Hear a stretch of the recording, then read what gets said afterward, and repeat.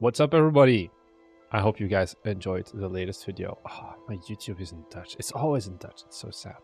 How's it going?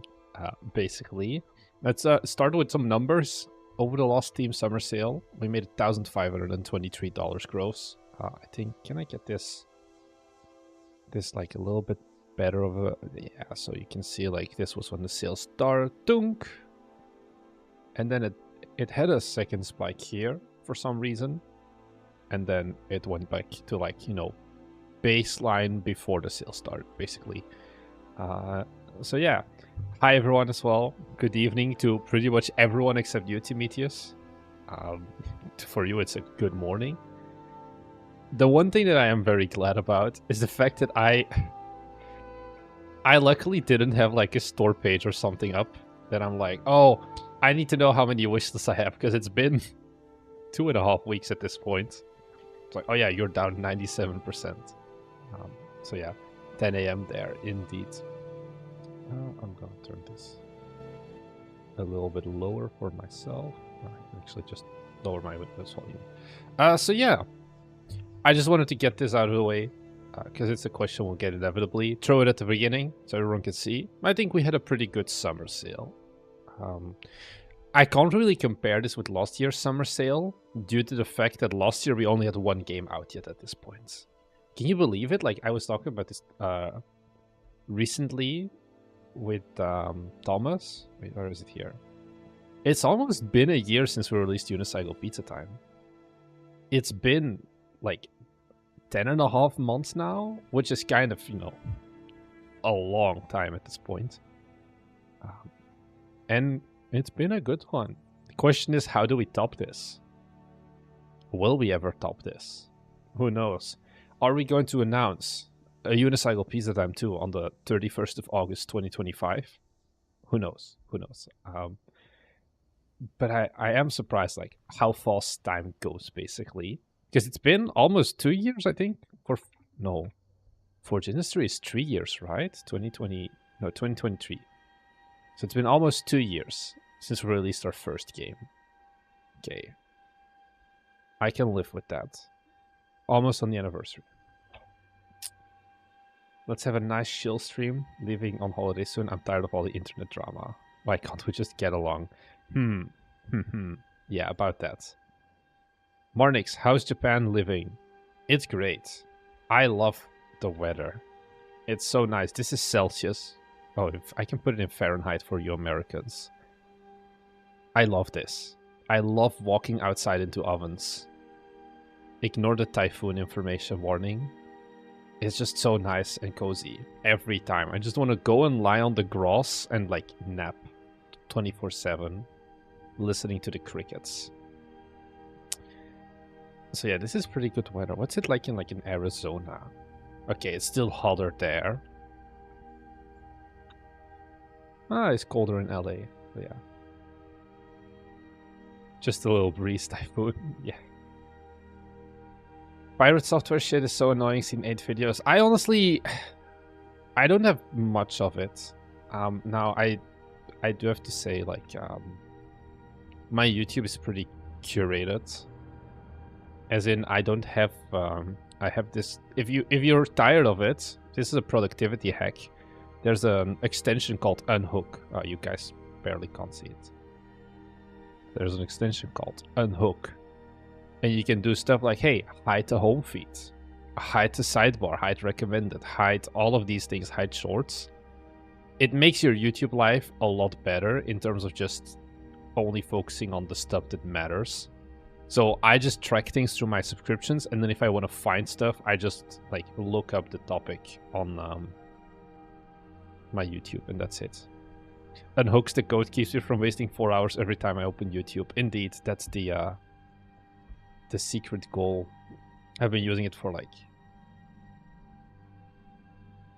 I've been using Unhook for over a year, I think, at this point, and it's like really nice because it's also like, if I go and watch this video, like there's no sidebar. Don't worry, I'm not gonna become a React channel. I just wanted to show that. I'm actually curious as well. So yesterday I got the notification that YouTube, we have now scoreboards in the chat, but I can't seem to find that. Oh well. Hey Civicstam, I am doing well indeed.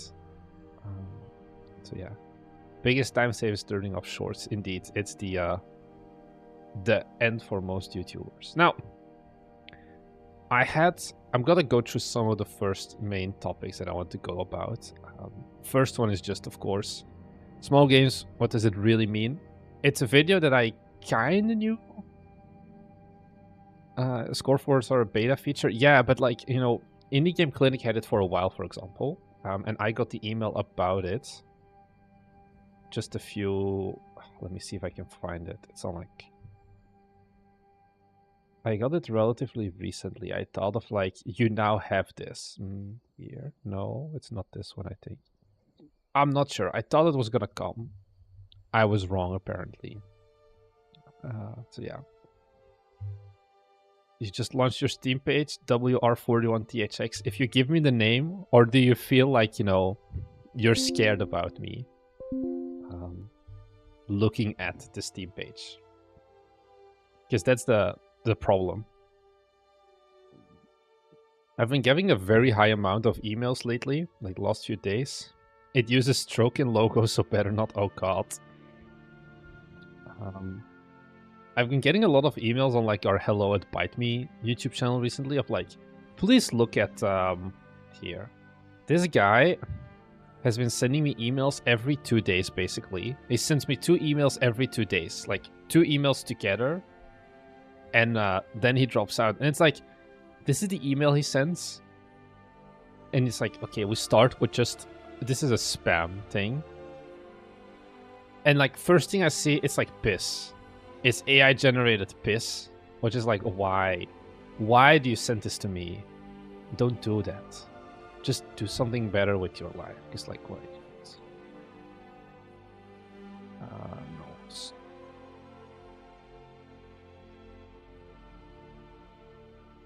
Oh, your Nui goes to town. Okay, that was actually pretty good. Let me just take one look at this questionable game. Yeah, the guy clearly could use a lighting tutorial. Lighting tutorial, I would say. Oh god, is this the start of the tutorial? Oh, he just generated like a vertical capsule and then cut out the top for his main capsule. Don't do this stuff, guys.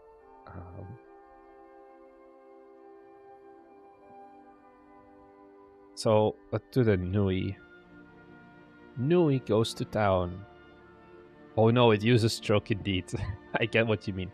So this is a psychological horror game, apparently. To Giggle Train to Tickle Town. Explore Gigglesville and your pals. This feels like a game that should be on itch.io as well. Ooh, it is. Better or worse. What is my notification? I gotta follow. Yes, go. What?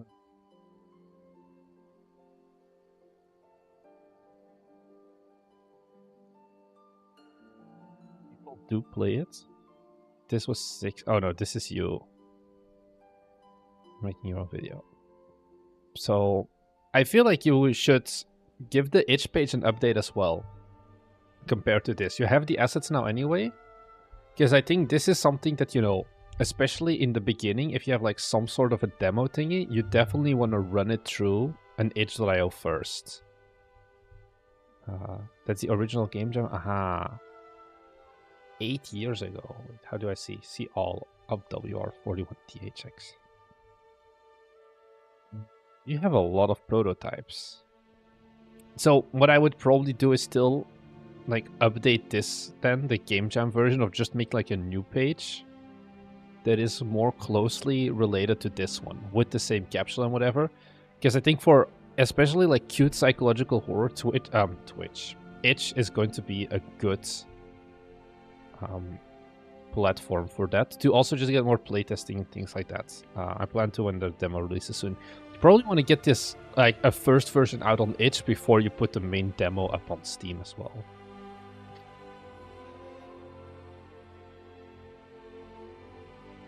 And yeah, localization, just doing the store page in more languages always helps.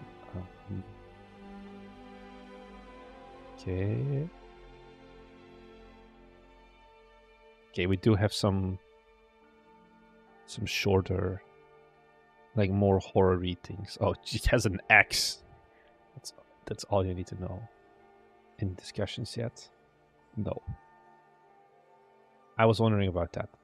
I don't know what exactly you're wondering about, because I said a lot. Final screenshot also. Aha. Ooh, she looks very sad. There's something outside.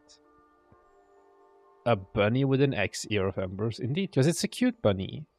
I do think it's like a perfect art style for it as well. For this style of, like, you know, horror game. You're getting goosebumps. Yeah. Gasha also is like, oh, I've been watching Bite Me for over 2 years. What an era. It's been uphill ever since. Is it like uphill as in like it's going better? Or is it like uphill of like it's been an uphill battle to just continue with my life because I keep watching it? So yeah. How long am I planning on streaming today, OCPD? I think I'll be doing it for like 2 hours and a little bit maybe, Shannon? Something like that. Yeah. I code Rilla as well.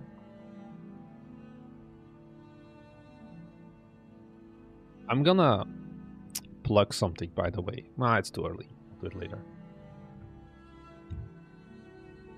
Original game was RPG Maker. Too bad there's no... Oh yeah, I can see.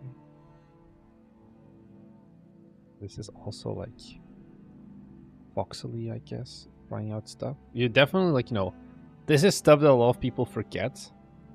Of like, you know, for every Nui goes to town, there's what, 15 prototypes that came ahead of it. I think 18 in this case. It's not like you're gonna wake up one day and then make this immediately, where it looks good already. And I think that's what a lot of developers forget. It takes time and effort to get to this point. Yeah, it takes 10 years to become an overnight success.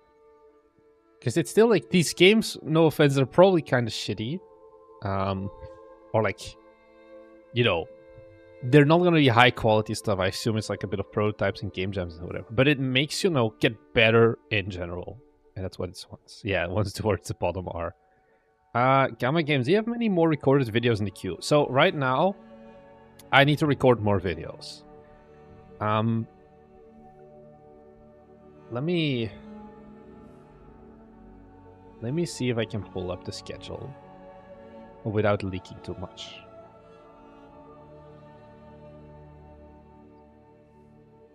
Okay, so right now we're here. Like, the what makes a small game is done. This video is, I'm not 100% certain about it yet. I have to record it still. I kind of tried to record it once, but I was like in the middle of the recording, I was like, this is a bad video, I need to rescript this. Because it just wasn't really, it wasn't hitting the way I wanted to. Because I think this would be a very, like, you know, how do you make games when you're kind of like a 4 out of 10 in every field? You're not a great artist, you're not a great, like, programmer or whatever. But I didn't like the exact video for that. Then I have a video. I think it's gonna come out now because can I pull up Bite Me events? So Bit Summit is next week. That's part of why I'm in Japan as well. I'm going to Bit Summit, and like not 100% sure yet, but like 90% confirmed. I'm going to be making a video with Critical Reflex, talking about publishing. That's an upcoming video. So Critical Reflex, you know their games. They've done like Buckshot Roulette and Mouthwashing, and they mainly do horror games. Like also this one was like super viral at a certain point. It's like the giant military guy looking down. Of course, these things, when, you know, I have to rely on other people, it could still like go tits up the day before. They're like, oh yeah, actually we don't want to do it anymore. That's something we want to do. Then we're going to have a video about marketing coming up. And then I'm going to be doing another Bit Summit video, most likely, with the developers of Danshi Days. I kind of just want to talk about like how has their experience been, because I kind of know them. And then once again, they're going to be at Bit Summit, which makes it easier to do like more interview style videos. So, and that's basically all I have planned right now, really, because I don't think it's like a lot later. Like, we have a sponsored video here in the works, and then we're already at Gamescom DevCom, which is basically going to be like one video nearly every day for a while. And then, yeah, that's summer over, basically.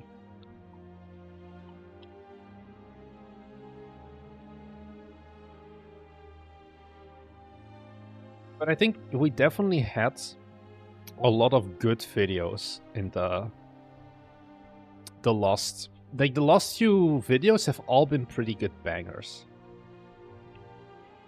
You missed 2 videos a week, Soul. You know, you can still get 2 videos a week if you head on over to Patreon. Because we still upload 2 videos a week. Well, we still upload a bonus video every week there. What's the library here? Even more. So upcoming one is like taking a look at every game, how we use AI for localization, a 46-minute business review, more Kickstarter stuff, Steam Next Fest deep dives, all of that. Ring that Patreon bell. You know it, right? If you ask me, hey, I want more videos, there is a very easy answer to getting more videos. Wait, I think I can do this to give you a fast link even. We need 3 streams a week. Nashvan, that's kind of our running goal. Kind of. Hey, Benjamin. It's very late for you now. I need to sell games to get the money to join the Patreon to learn how to make games to make money. That's the thing. Are you going to Gamescom, Benjamin? Gamescom also... Their dicks is maybe a bit of a rough one. Like, I applied last time to get the... So last year I got creator coverage, like creator access, whatever. And this time they're like, nope, you don't fit. And I'm like, okay, let me once again like send them an email of like, yo, I got it last year. Why can't I get it this year? And they were just like, nope, go fuck yourself. So unfortunately, I'm gonna have to spend the money myself, and I can't get access to the cool like YouTube launch. But oh well. But we'll be going to Gamescom still anyway. It's 33 possibly. No, my friends will, and alone is weird. Yeah. What books or articles do you like where I can learn about game netcode? Kind of trying to implement something like a Roblox game. Warsword 90? I think I think I'm not the right person to ask about that. I am the pretty face of the YouTube channel. And like, what do you mean like something? Oh, I'm trying to implement some into a Roblox game. Okay. I thought you were making a Roblox-like game. Then I definitely have no idea, because I have zero clue about how Roblox works.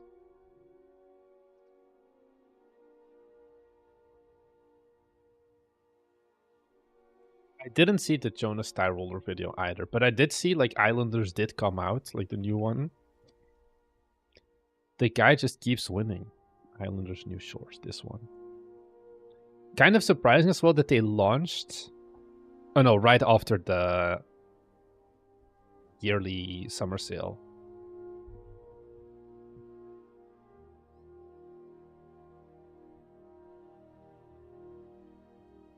I never thought I would get flashbanged by Marnix at half past 11 p.m. or 11:30 p.m. White shirt, bright light mode windows. You're welcome. So yeah, definitely the guy keeps winning. Oh, actually this I feel like this didn't launch as well. It's 76 reviews. I feel like if you're the Thunderful publisher, I have questionable, I wouldn't sign with them, I think. But I am in a position, I know, where I don't exactly have to. Islanders New Shores. Ooh. I seriously hope this is very out of date. Because 40k wish lists to $4,000.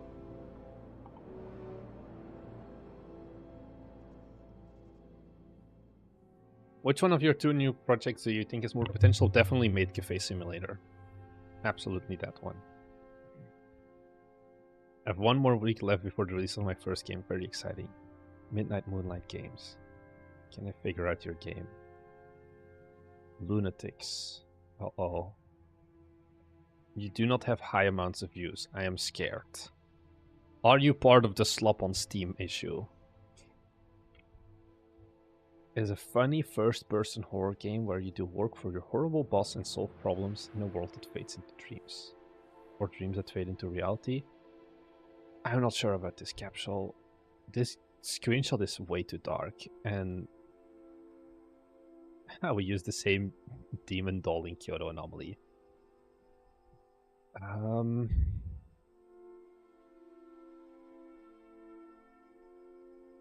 Guess not many, lol, yeah. Warning, do not enter danger. Yeah, you're at a crisp 8 followers. So it's not going to be an amazing one. Oh, my dudes. You have no localization on your Steam page. You have no local... You have... If your system requirements field is longer than your about this game section, you have a problem. I just want to say that. You do have a trailer. Like... Oh, no.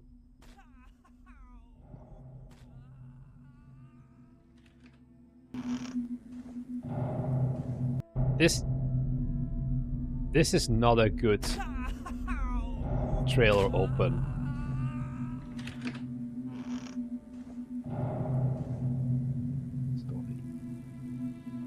Where's my coffee? Did you forget? As your punishment... Also, don't use AI voice lines.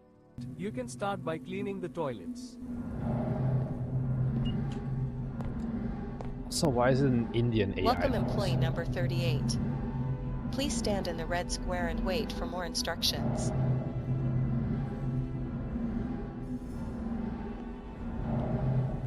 You're doing crossfades. So, if you're editing trailers, never use crossfades, where you can see like you have 2 things going into together. Basically, just have a cut. Has there always been a logo? You mean this one, Lunatics? Like the little thing? This is because I'm running the SteamDB extension. It's like, I think, part of the options. Because it also, like, you can see, like, follower counts, how many people are online right now, and things like that. That's basically it.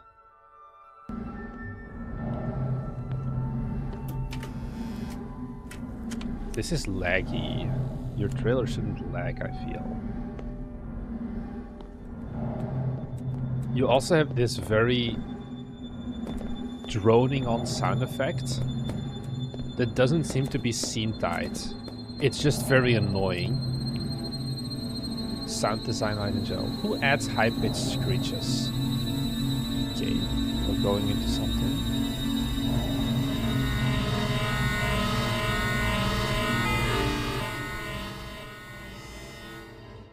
Your trailer should... Yeah, it looks like an optimized Unreal game. Especially this part, where the moment you walk into here, like, your game just freezes, basically.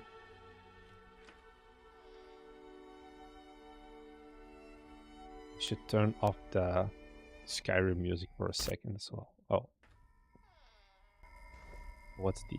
This is very annoying flickering as well. Available on Steam. Try the demo.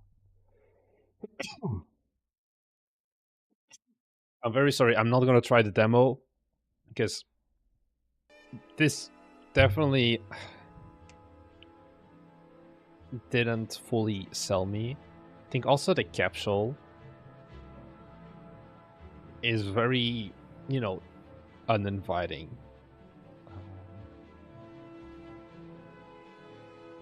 My goal was to release a game in 6 months, have at least 2 hours of gameplay. Okay. 2 hour. If I look at this game, it doesn't feel like a 2-hour horror game. I'm not sure about it though.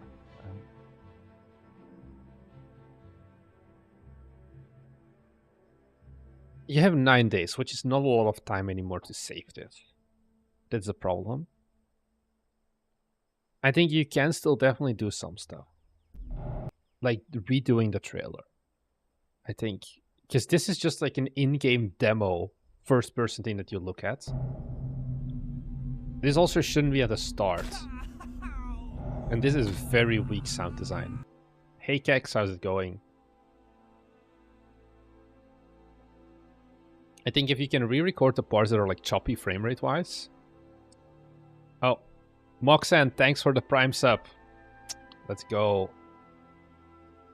Has there been the blog post yet? Oh. You mean this one? Kex? Or what are we talking about? Which blog post? We haven't looked at this one yet. I do have it prepared. Let's wrap this up. So add localization. Definitely. Oh yeah, I'll be going over that. I'm gonna go over that right now after this. Do you feel the trail should be more like a floating camera instead of the character just running like in the gameplay, right? I think that's fine because it's a first-person horror game. It doesn't need to be like all cinematic and things like that. But like parts like this where you're running at 15 FPS isn't really needed. And then like solve puzzles, what you're better off doing than here is having shortcuts. Okay, let me see if I can... No, not reusables. I think like Overtime Anomalies trailer could have a better example of what I'm trying to tell here. Give me a second. You could show not tell, yeah, but I want to show not tell how you show not tell, basically. Through things like how you cut up your clips and stuff like that. Let's see if my Premiere Pro wants to cooperate. Because I'm pretty sure I did this in the trailer for Overtime Anomaly. Hola, John. How's it going? My Premiere Pro is like, I don't want to do this. It's almost like it's making it though.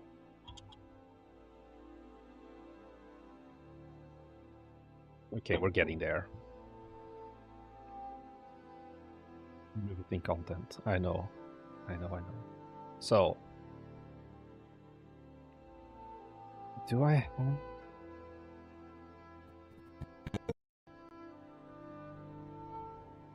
Oh, no. This is not the trailer. I thought so. I was like, huh? This is way too little edits. Launch trailer.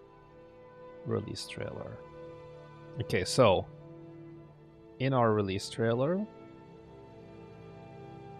I think here. Tape drives. Like something like this. Hank from security. He's good at dealing with distractions. I'll check in tomorrow. This is basically more of like the show puzzles. This is not as good as I thought, because I thought I had done a cut here in the middle. But I didn't. I think this is one. Yeah. So for example, with the solve puzzles, this is basically a very standalone idea here. So we get the paper, we pick it up, we get it stamped, and then we drop it off. And basically in 3 cuts, we just explained one of the puzzle mechanics, showed the result as well. The elevator goes open and you can go home. And we didn't put up like solve puzzles or whatever here. Instead, you show the entire sequence with like squished together using things like your cuts to not show the boring parts of it. I just show pick it up, stamp it, drop it, and not a walk between rooms and all of that. John, is 10k wishlist before launch still the meta? Yes, it is. Mornix looks like he's in the afterlife. It's very bright. I can fix it, I think.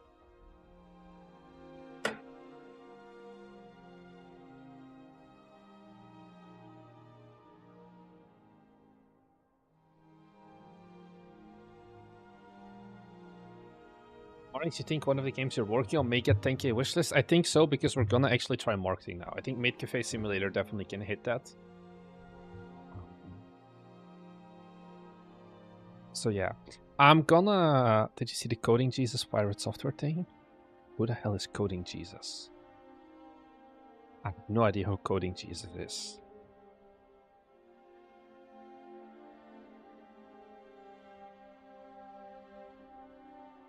Oh, he got rid of his long hair. I guess it's not him then. Coding Jesus? Is Coding Jesus a guy? Apparently he is. This is not the content that I kinda enjoy, I do have to say.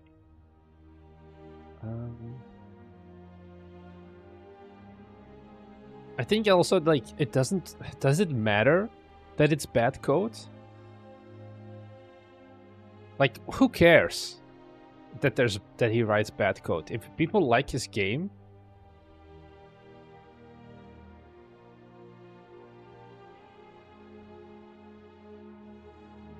Jesus Christ! 7% positive reviews in the last 30 days. Ooh. Goes down from like an 80%, 85, 90%, maybe even straight down to a 69% mixed.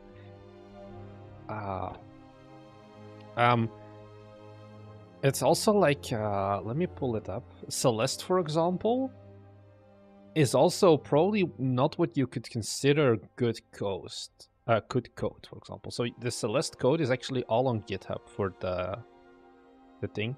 The Celeste movement code is just 5,000 lines in one code. Like, they just have one giant player class.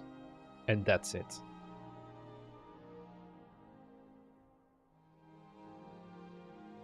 It's about him claiming to have 20 plus years of experience and being a hacker. Yeah. Hackers do not... Yeah. They have a channel called Slop News Network.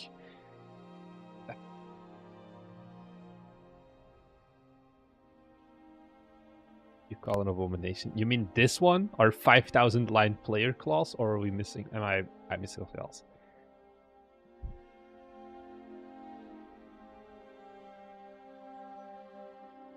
How these are reviews? I think Steam also, like...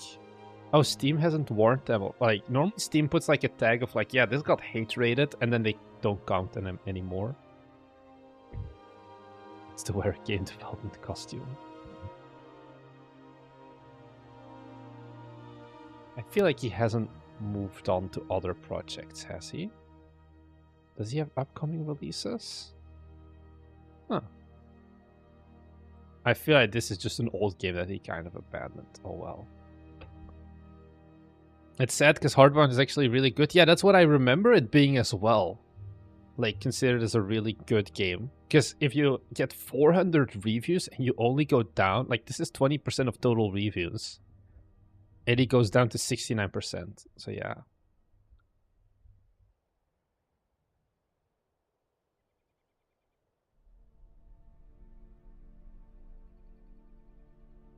I think it's learning to use better, cleaner code is good. Yeah, but yeah, they evaluated with the level he presented himself. Yeah.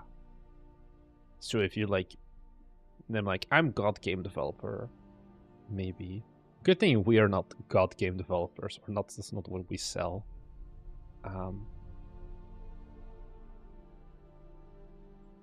It's just, you know, it's the biggest I told you so. You can go to like our... I just think it's so fun. Not fun. What's it called? Cathartic? Cathartic? Yeah, maybe. Where a year ago or something, we did a stream, the buy stream with me and Thomas, where I just was like, look, I don't like Pirate software for XYZ reasons. And then everyone was like, no, Pirate is amazing. And now the tables have turned and everyone's like, oh, this guy sucks. And it's like, yeah, I haven't liked it for a long time to begin with. So yeah.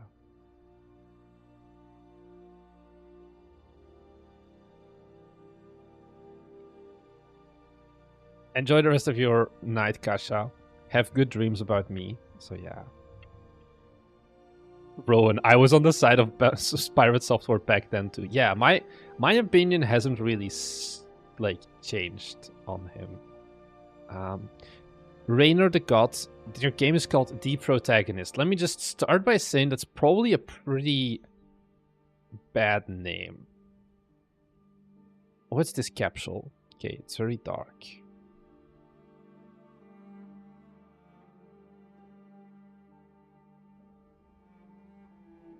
Okay. What are these screenshots? You have one screenshot for your game that is like usable, because this is not usable, this is not information, this is not information. This maybe, this maybe.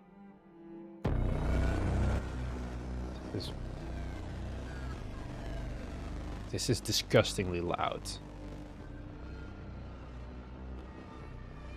It's been 10 seconds with one scene. This is like disgustingly loud, guys. There's a reason I am putting it this low.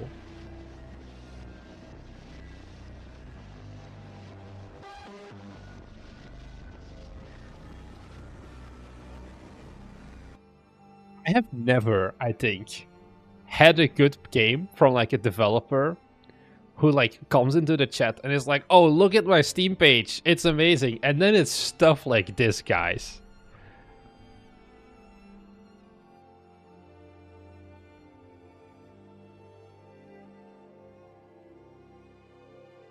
This is also, you know, at least try to put an effort.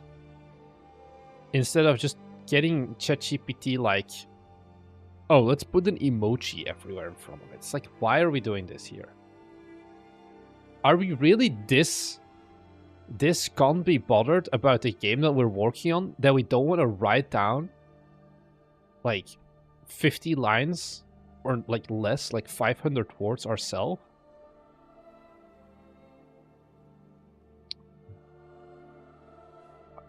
I'm also on Twitch, Intento. Check the description in YouTube to link to Twitch. We are not... Oh god, no, we're not doing reviews of Steam pages, guys. Stop yelling at me with your Steam pages. This is a bad Steam page. I'm just gonna say it. This is slop for the piggies. No, it's not even slop for the piggies. The piggies don't want this. Because this doesn't tell me anything. This... You may as well not have a Steam page at this point.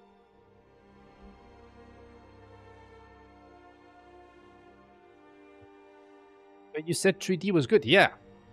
But this is 3D with one hallway and an FPS controller. There's nothing else in it.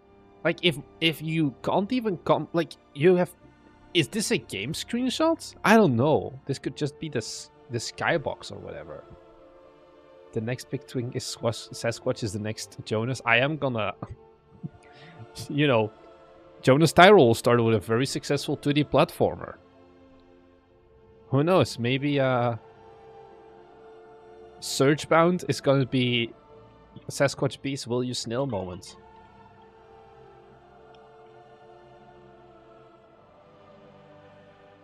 It's hard for techie guys to find good words. No, star ass games. It's really not that hard to come up with a decent capsule. You start with just finding 3 games that are similar. You copy paste their descriptions and you look at what to do there. Write it yourself still to begin with. I did the capsule myself. Yeah, but once again, I don't have your itch open anymore. You had a bunch of attempts before. It wasn't like at the start.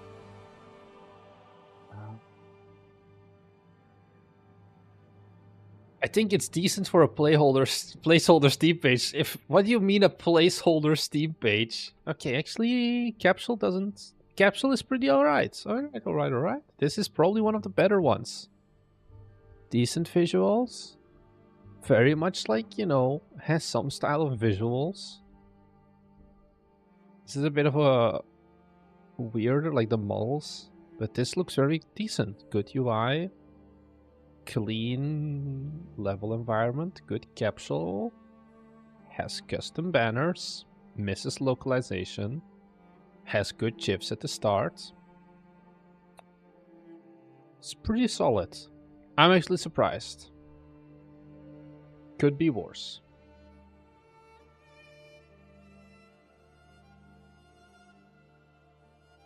If you cannot write it yourself and you also don't have the confidence in your game to pay a writer for it, is it maybe your game isn't in a good state? Yeah, that's the thing. Like, you're making the game. It's also a thing of like, if you can't write your own short description, do you even know what game you're making? Is also the question. Because if you, the developer, cannot write it down in words, it's like how people come to me and they're like, oh, what do you think of my game idea? And it's like, they just say, oh, it's like this game and this game and this game and this game. Yeah, but what is it exactly? Yeah, this looks very solid, very nice. Like, good game feel and everything. Yeah.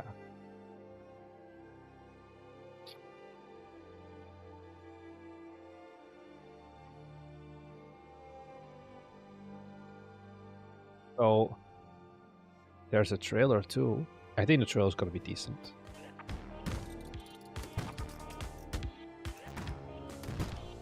Okay, the trailer... Your cold open is too weak, I would say. The game has very good feel. I think the trailer is actually one of the weaker points. It's being carried by the visuals, but I think on an editing and like sound design perspective, it's not fully there. But I think it's very much salvageable.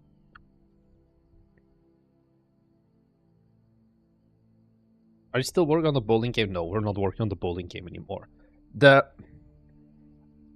idea with those like prototypes is kind of, you know, it's a busy sponsor thing as well, where it's more fun to start from zero than to like get stuck on dumb stuff. And we did 2 of the bowling streams because I had to bounce the previous time early because I had like some stuff coming up that I was unprepared for.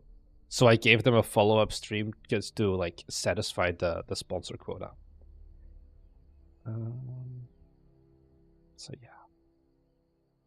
Do you think there's a place for HTML games on Steam? No, I really think you shouldn't start bothering with that. It's just like, why? You even say it's an HTML game. Why not do it on a Pokey or on Crazy Games or things like that?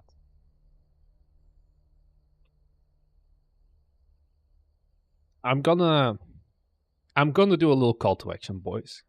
Check out Tradewake.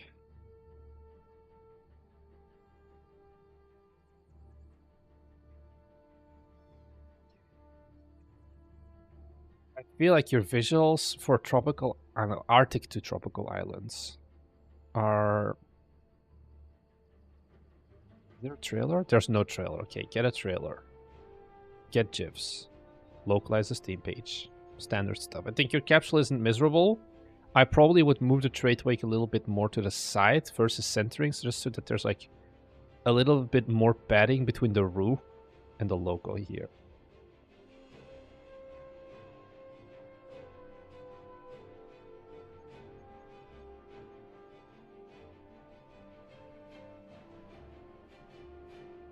This capsule is not it.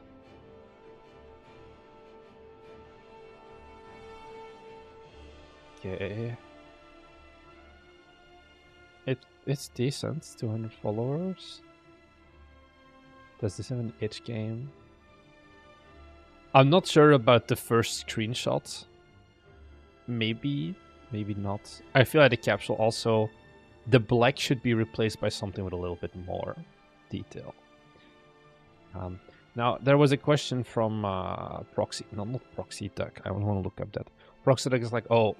Yeah, no, guys, I'm stopping. I'm not checking out any more Steam pages. Do not send me your Steam page anymore. This was not the goal of this stream. That's the problem. Like, the moment I'm like, you know... What's the... Oh, god damn it. Finding Nemo. Mine. This is you guys. The moment I look at one Steam page. This is you guys. Mine. This is all of you. It's like, oh, I look at one Steam page and it's just... Okay, don't make any sudden... Where is the mine? This is you guys and then me trying to just do a stream.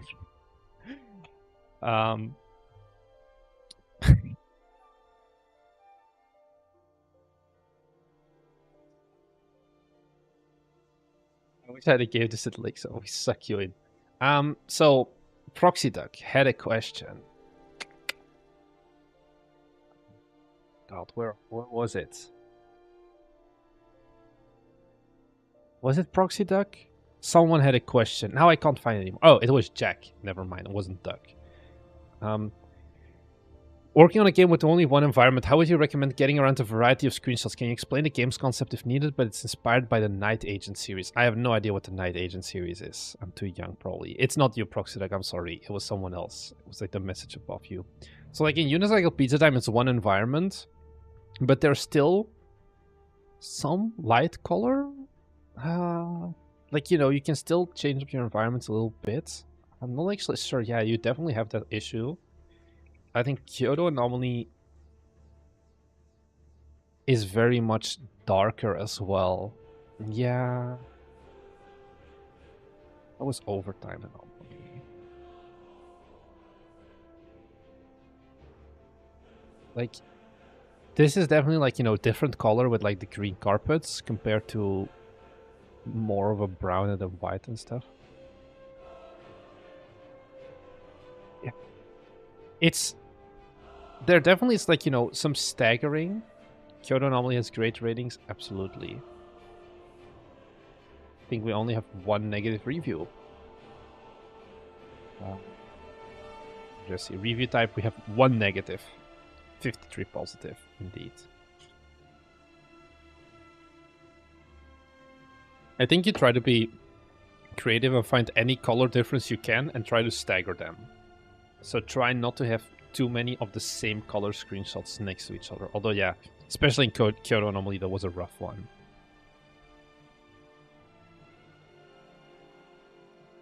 Why do you think it's so high? Is it a lot better than Overtime Anomaly? Yeah, I think so.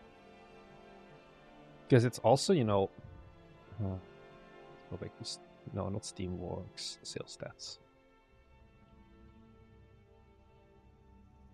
Chat, why are you cooked? Overtime Anomaly, Kyoto Anomaly. Go here. Because I think, you know, this tells a lot. Is also for Overtime Anomaly, we're at 47 minutes median time played, which is okay. For Kyoto Anomaly, we're at 52 minutes. Despite Kyoto Anomaly being a way shorter game compared to Overtime Anomaly. We've even had more lifetime unique users, apparently. I don't think we've had more...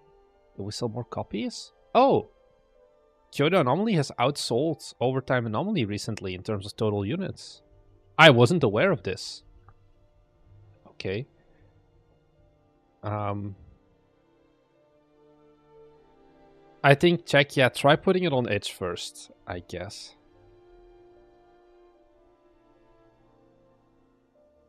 So I think with Overtime Anomaly, we had problems with onboarding, and I think I talked about it in the last video. We did too much stuff, I think, and we didn't focus on making them good enough. But yeah, Kyoto Anomaly is doing pretty good. Give it a bunch more time, and we'll probably earn Overtime Anomaly. Because also, like, you know, Overtime Anomaly is $2 more expensive than Kyoto Anomaly.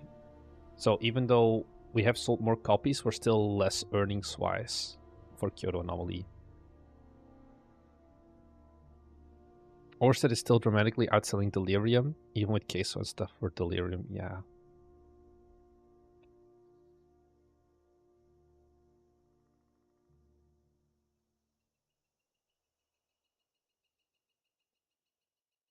Unicycle Anomaly already exists? No way, Unicycle Anomaly already exists. How's Cafe Game going? We have customers that walk around. William showed me yesterday. And they can, like, come and give you a... like, they come, you have to bring them to their table. And I think that's how far we got into the things. Thanks for the follow, by the way, Ale de Moya. No, a Unicycle Anomaly exists. No, it doesn't. Hey, Vankel. I think I heard in previous stream you live in Japan, don't you? I do, didn't you? Yeah. Can I just look up, like, my location to prove where I am? I just doxed myself. Oopsie. Can you beat customers? No. Oh, that would be a good thing, though, because you have, like, the muscle bar slap. you can like get slapped at the muscle girl bars for like $6. You can someone can pay someone to hit you. Good morning, Voilin. How's it going? I had the ability to push guests and they raked all over. Yeah. We're using assets for Maid Cafe Simulator, of course. All of them. Showing your locations first, yes. Yeah. Oopsie. Let's cover... I know. How's Kyoto Anomaly doing? Vankel, you joined the stream literally 1 minute too late, because we just covered it. Kyoto Anomaly has sold more copies than Overtime Anomaly at this point. So yeah. You'd feel like the difference in sales wouldn't be that big if you had totally custom assets? What do you mean 13 vibes only? I think the Kyoto Anomaly assets are so specific that, like, I don't know any other games that use that asset, so it's basically bespoke still. If I look up, I'm the only dude, like, you know, this is a more expensive asset already. This has 33 hearts, and I am the only review. Like, this is me. So based on this, I feel like we're the only game out there, basically, with this, with these visuals. Yeah, the Maid Cafe game is a longer scope game, nobody as well. Because people really liked this visual style for the game. Like, okay, this is the asset. What's the art style you're going for? Also, like, PBR realistic, because we're using here these ones. Ida Faber. Best ones. We're using this asset pack for the visuals, and then the rest matches it as well. What is Maid Cafe? It's the next game we're working on, Maid Cafe Simulator.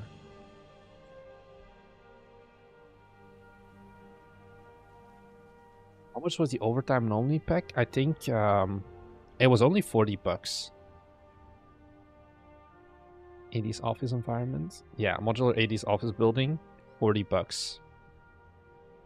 So this was a very good deal. We didn't officially announce it yet, Jesse, because it's still too early. There's no Steam pages or anything. Well, it's just like sometimes on stream we talk about it and all of that. So most of our games have been pretty cheap, I would say, in terms of total cost. Like, the most expensive part for Kyoto Anomaly was the voice acting, because we paid for the Japanese one, and that one was $300. And then the asset itself was like 190 or something. Because also, like, it's called Merciless Geisha. Yeah, like, and when we got like this asset, it was pretty, you know, that's what I talk about in the last video as well. Like, we look at assets first to dictate can we make the rest of the game.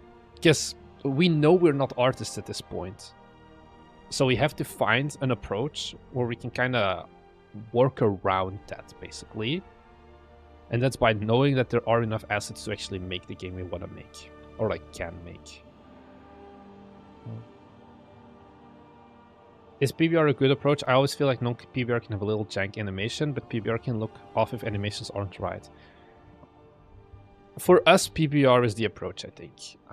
Like, we have all of the Cinti assets, because we have, like, their all-access pass, which helps for, like, quick prototyping and things like that.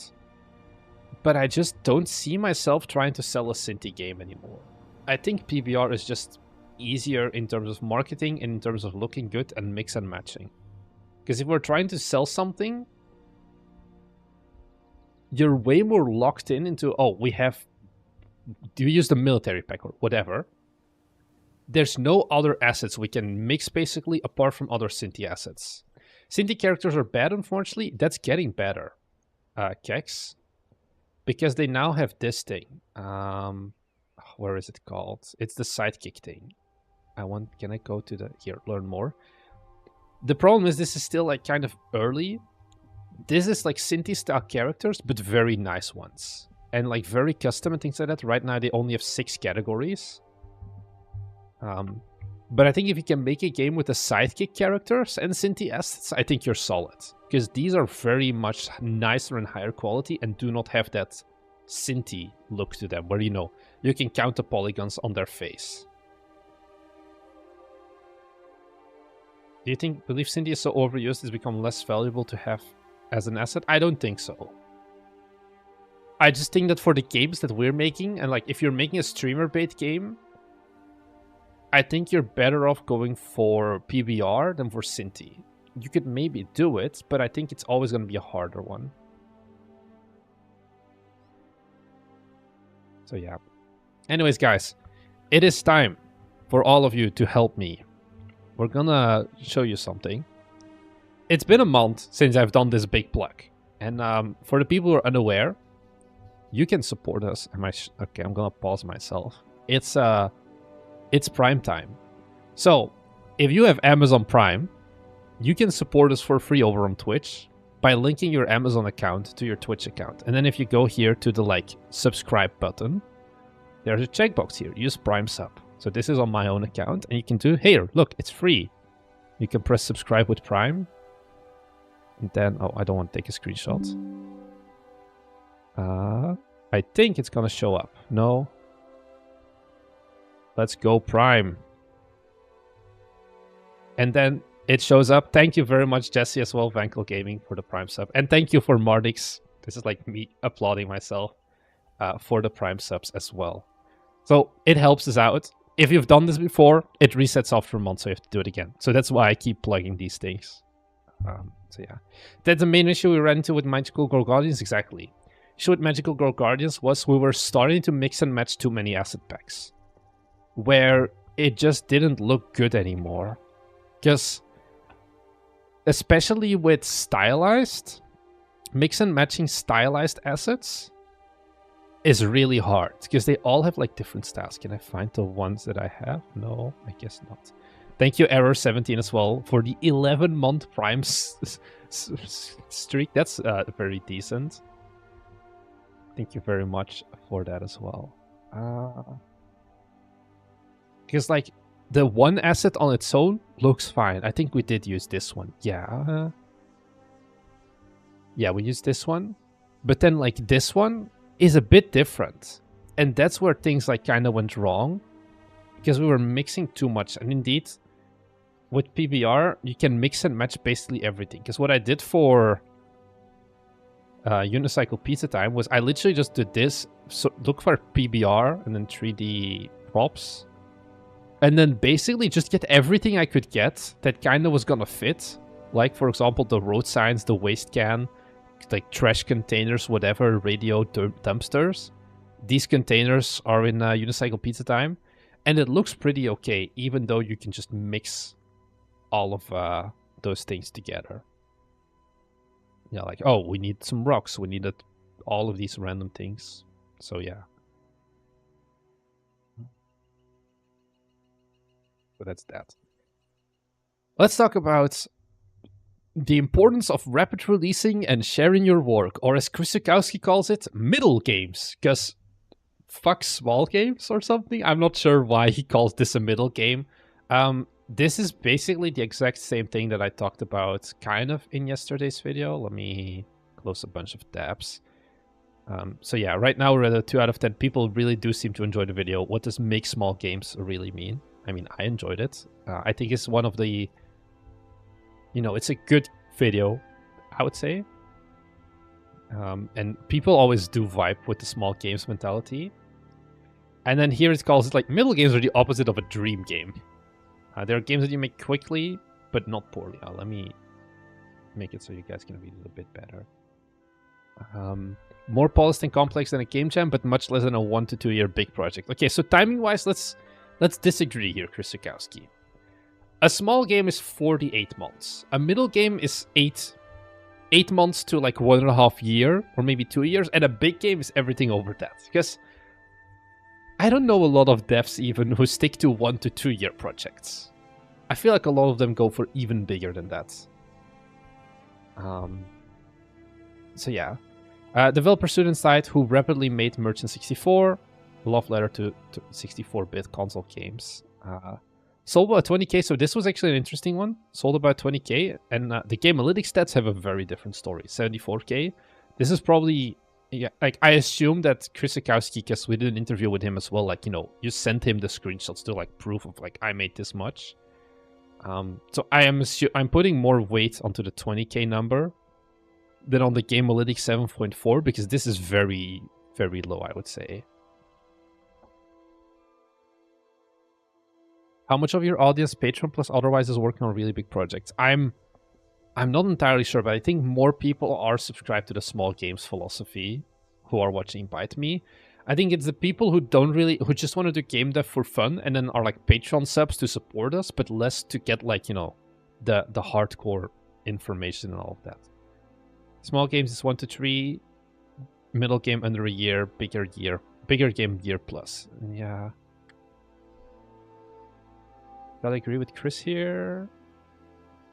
Like, as in, the problem is like 1 to 2 year big project. You hit a higher number then, because there's so many games that take like 2 to 7 years to develop. That Chris has written about as well. Do we call them mega projects then? So yeah. So it's basically small. It does the same thing that small games does. You take a bigger game, Animal Crossing, and you take one mechanic out of it, and you take that as a separate game and then work around that. And in this case, that's exactly what happened. It's taking the turnip trading game from Animal Crossing and making a full game out of that as well. One of the key hooks is the graphics, and I think that's definitely the reason why this game did the way it did, because of purely visuals. It was a really good visually wise as well. Yes, for an indie, if you're spending 4 years on a game, that's a huge chunk of your career. That's a huge chunk of your life. That's like 5% of your life on one game. So realistically, you can make like 6 more of those before you die.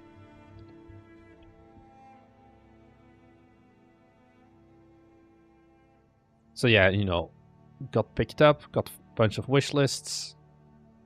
This was what a beautiful game looks like, 1,000 wish lists from a single piece of media. So yeah, that's the... This is Dire Post is just skill issue. You need good visuals. Because I think that's the funny thing here as well. It's like 71% positive. The game is like visually really good, but there's not much game here because it's just very content limited. And that's kind of what this goes through as well. We talk a bit more about, you know, the Zelivir Nelson Jr. talked about this with Thomas Brush as well, of like making smaller projects and all of that. Are an experienced dev with a team of employees? Yeah, then you definitely want to have a bigger game as well. He built up a following in advance already, Student I as well. Frankly, Marnix, I plan on living forever. So I can keep making 20% done games for eternity. A streamer here on Twitch made Suit for Hire. Oh, was it a Twitch streamer? I do kind of know Suit for Hire. I think I've seen it pass by mainly on XD Everything app. Not on Twitch. Yeah, it definitely did really solid. It's like John Wick, the game, but with legally distinct John Wick. But yeah, it has a clean art style. It does what it wants to do. What was this? Early access? No. Yeah, okay. 4-year dev cycle in early access. Pretty solid. Okay, let's go back here. So yeah, he built up a following in advance. And like he worked on the models for like the Sonic Hedgehog 3 end credits and things like that. Performance-wise, you know, this was also very normal. I would say, you know, you have the discovery queue spike and then it slowly dies. I think we had similar stuff for all of our games, basically. First Crimson worked on it for 5 years, yeah. Let's take Kyoto Anomaly. How does our discovery queue look in comparison? Sits. Marketing data. Marketing and visibility.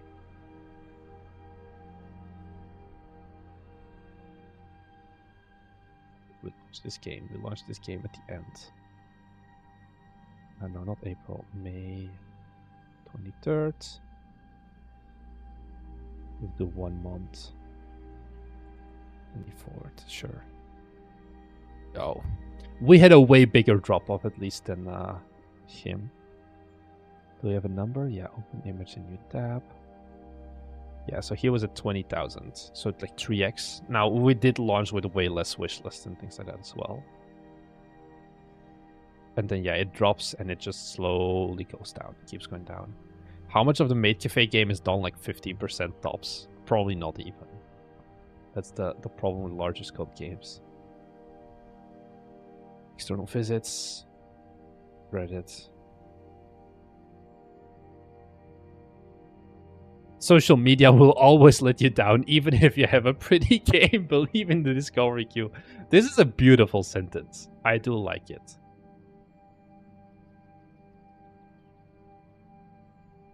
Because I think for us as well, discovery queue, 40%. It's a big chunk. Let's take a look at maybe Unicycle Pizza Time. I feel like this is going to be a way more interesting discovery queue because it also has way more data. Give me 1 year. So we only had one big DQ spike once again on launch day. And then the DQ has been down permanently. DQ 25%. That's actually not that much. External websites. I think YouTube was a big one here, indeed. What are the other ones? 10% bot traffic, search suggestions. Homepage. Oh.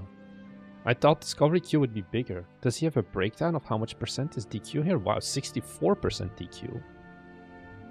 And then 6% direct navigation. Direct navigation. Why do we have so many different ones? Homepage, external website. Did you guys get coverage from Demfamico Gamer? I think for Unicycle Pizza Time we did, but we did not reach out to them because I don't have a contact with them.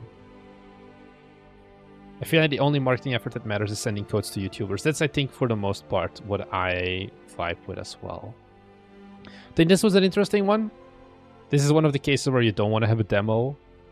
I think like this is the same story for a Unicycle Pizza Time, where the game is not deep enough and long enough to do it. What about paying them? It's not worth it to pay content creators for the scales that we're at.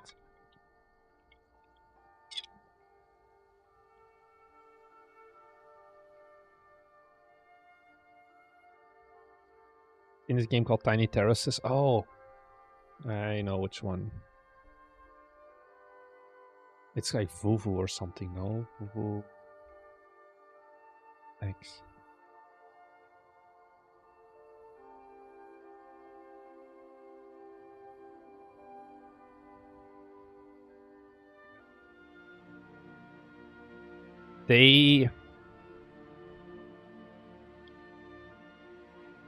This guy definitely is like, if you want a Hopium story, he used to share like his numbers. Like now he's pretty he's not super big, I guess. Media. He released like a game before. No, I had a talk. Okay. No, I don't want the short form content. Where like before it's like, oh, in 1 month we make $32, but he did get 800 wishes from like his old game plus the new one. I think short form content works on the game. I don't think it would work for the games that we're making, but for example, there's like this short form stuff. Like I'm not into shorts because I literally have an extension that disables it.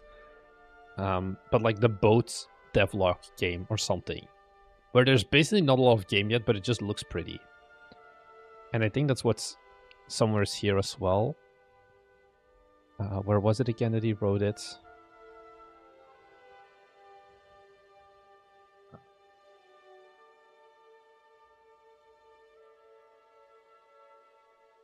This is what a beautiful game looks like. You just need a beautiful game. I like this as well of like, you know, we replace the old guy with just a cute red-headed girlfriend. Because we know that that's what people actually want as well. Everything you do in your game is part of your marketing.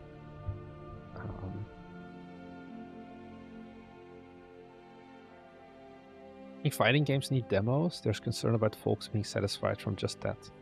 I don't think so. I think you can put pretty good barriers on that, like how many characters you have and all of that. I feel like if you're able to put interesting GIFs of your game into store page, you have something to put into a short video, right? Yeah, but it's also about like your UI.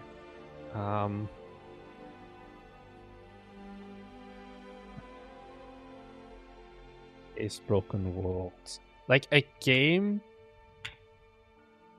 like this is going to be... Oh, why is it unavailable? Let's just take a look at Landfall. Do they have... Yeah, like... Games like this... Wow. This is very in-depth content. This is not what I was looking for. So we don't have any new news about content like Hazel, this is but what way we can easier say for is that we short form plan on content because porting it's like hella high, fast paced and whatever, versus Programmer making is in charge shorts of for a strategy game. You also have to think about vertical versus horizontal aspect ratio. This is a very, like, you don't need a lot of UI for these kinds of games, which it makes it a lot easier to make short form content about it as well.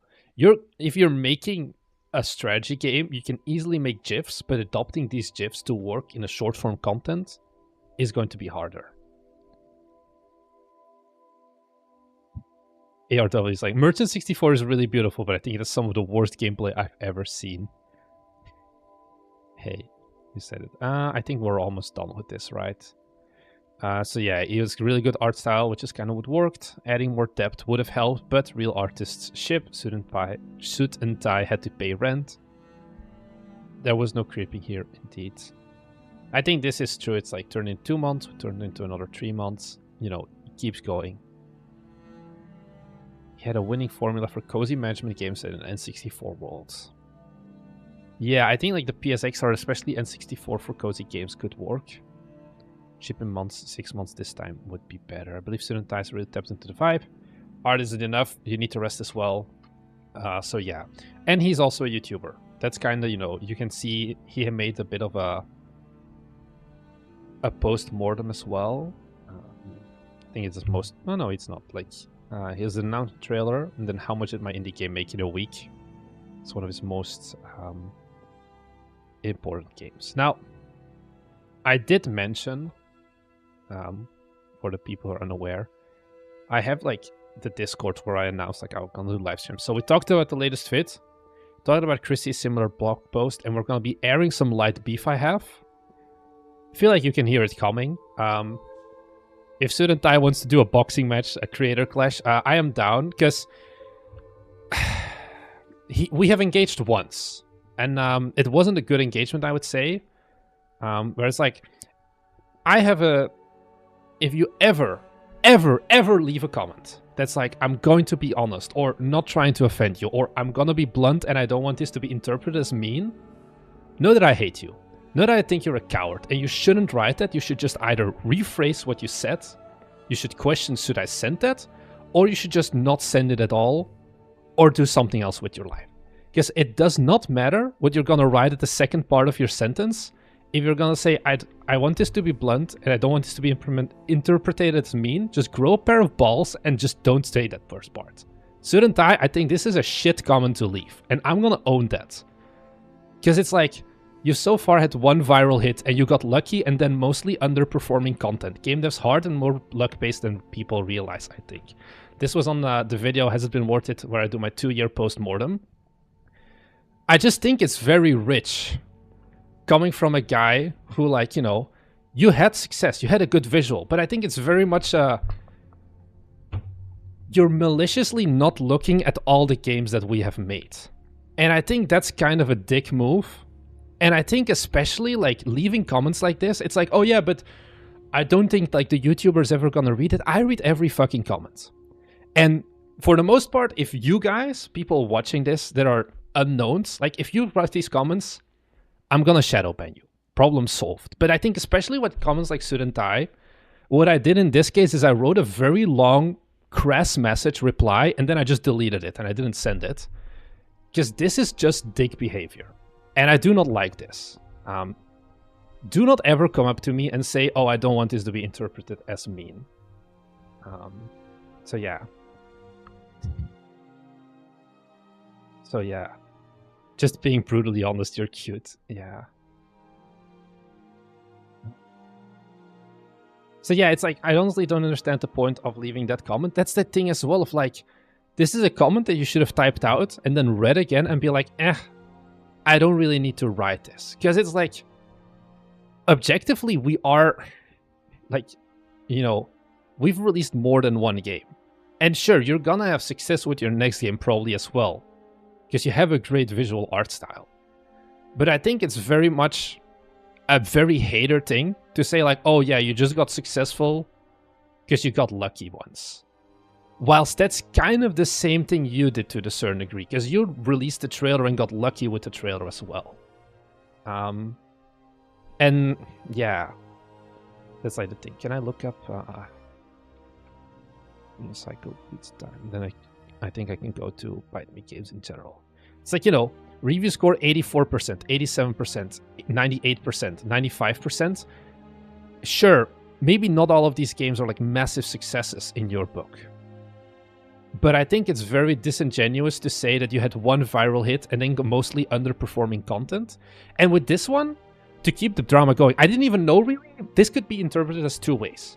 You could interpret it with mostly underperforming content in terms of our games. You know, you could make a genuine claim that Overtime Anomaly and Kyoto Anomaly are underperforming content. Because yeah, these are not high numbers. Or is he talking about, you know, our own YouTube channel, where our YouTube is underperforming content, which in that case I think is even more fucking rich when you're looking at a channel with 12k subscribers. And then if you look at the videos released, you have a few like ones you can bank on, like the one viral hit you got with Sonic the Hedgehog treating. But then a lot of these other videos are like 400 views, 700 views, 150 views. If you get 1% of your sub count as views, it's like, what does this statement mean? I think you need to think more suit and tie about what the fuck you're gonna be writing in comments and just write less comments. And that's it. And I'm not gonna say, I hope this doesn't offend you. Because you should, you know, you're a guy who doesn't put his face on the internet. So it's very easy to talk shit about people. But I think you need to be a better person than that. Why even acknowledge this? I didn't want to acknowledge this. I just thought that, you know, this article was like, okay, we go here, we talk about how amazing it is to make middle games, while you're the same person who's like, oh, you had one viral hit and then you made underperforming content. Underperforming content in this case could mean that he's just talking shit about the small games we make. So yeah. Hey now, don't come after us faceless YouTubers. Kex, I know your face, I've seen your LinkedIn. It's different then. I will come, if I ever go to Boston, I will go to the Hugging Face office and just stalk you out. Although I'm not going there. People always attribute to stuff they can't explain to luck, not saying you can't get lucky. I made a video about this once, I think as well. Like, luck, part of it is luck at the end of the day. I think it was this one. You just got lucky with your game. But it's like, you do things, it's kind of like what they talk about here as well. You make your own luck. Like, for example, these marketable decisions of take the old man and turn him into a cute, blocky girl. This is part of making your own luck as well, in this case. So yeah. Are we getting a YouTuber boxing match? No, we're not. So yeah.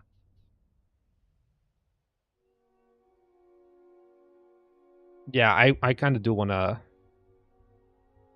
keep going now. But I just wanted to say this as well. This was my, you know, my tiny beef. It's not like big. It's just like, it's just shitty, I guess. Thanks, by the way, FlowDale91 and Gator2018 for the follows over on Twitch. So yeah. Because like, I think this was a good video. Because I watched this video before the dude left the comment. And then it's like, really? You gotta do me like that? Make a game that could be easily marketable and meme-friendly. He releases this game on Steam. I don't think this games exist. Which would be a funny thing to add. How would a disc game even look? I'm making a game where you just kill other game developers all named Thomas. Or you like box them. I don't think we're doing that anytime soon. Everything needs a bit of luck, but you can't point a successful person and say they put no effort in. Especially game dev, lol. Didn't Danny do that for creators? I don't know. Because remember, guys, I am too young to know Danny. Rap game. Because Danny was big, 2021, right before I really got into game development. And even now, like, I don't vibe with his content. He's a different style of game developer at the end of the day than we are. Damn, 3 years ago, latest video. I know for a lot of people, like, they kind of got inspired by it. I don't know if he did this for other ones. But isn't there like a kart racing game that has like other games in it? I'll do that with developers. I'm like, can I put your face in the game? I don't think we're gonna do that. Can't wait for Carlson. Is it ever gonna come out? That's the question. I feel like you should just make your own Carlson at this point. Because it's been... Like, I was looking recently at this. Of like... 25,411 comments. Of like, how high can we count? How does this look? So it's like just people counting. What's the last one? Go one before. It's just people counting. They have nothing better to do. And this is the like weird part. There was also this one. Wait, somewhere here's like someone here. Guys, Daddy will come back on June 24th. Trust me. And then people were like getting hopium. The Danny fanbase has truly lost it. I think it is still one of the most wishlisted games on Steam. I don't think it is the top anymore, though.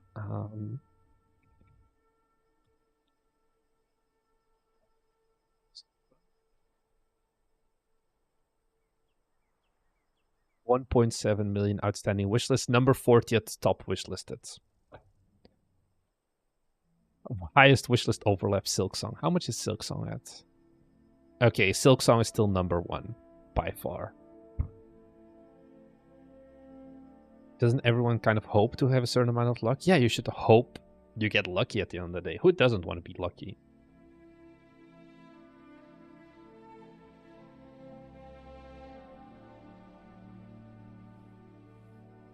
Varnix in my game right now. Is there any game dev YouTuber game you would genuinely like to play? Wait, there was. Fuck, what was it? I think, Twisted Tower could be a genuinely good game. It's not like it's a game I would probably like want to play off stream though. On like my big monitor and do all of that basically. How much success is too much success? How nerve-wracking is number 3 million? I think, yeah. But like, this is, kind of too big to fail. I don't know. I wonder if like Steam made a store page for Half-Life 3, how they would do wishlist-wise as well. Do you think small devs tend to under or overestimate the impact of luck? I think under. I think they're too focused on the point of, oh, I'm just gonna make a good game, even though in reality that game isn't good. And then only afterwards blame that they didn't get lucky, whilst in reality they didn't do stuff trying to become lucky.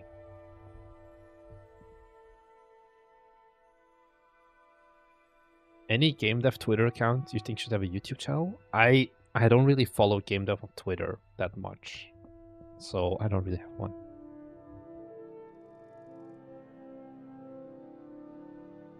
Some other YouTuber games. Yeah, I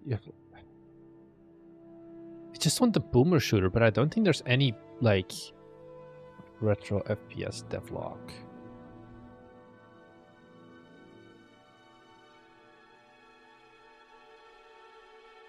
This is just like a prototype. It's not really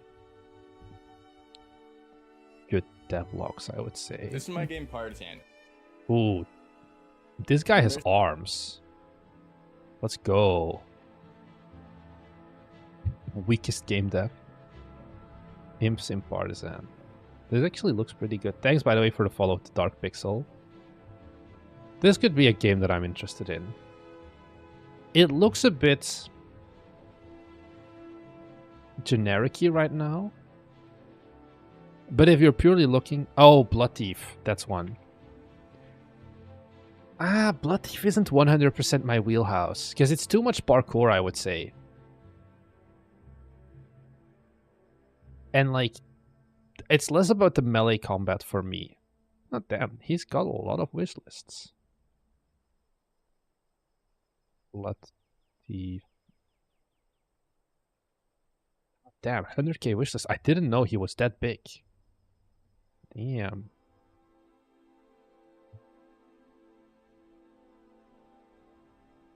He got a lot of wishlists from the summer sale. I think he joined this Next Fest, which basically doubled his wishlist almost. That was very good.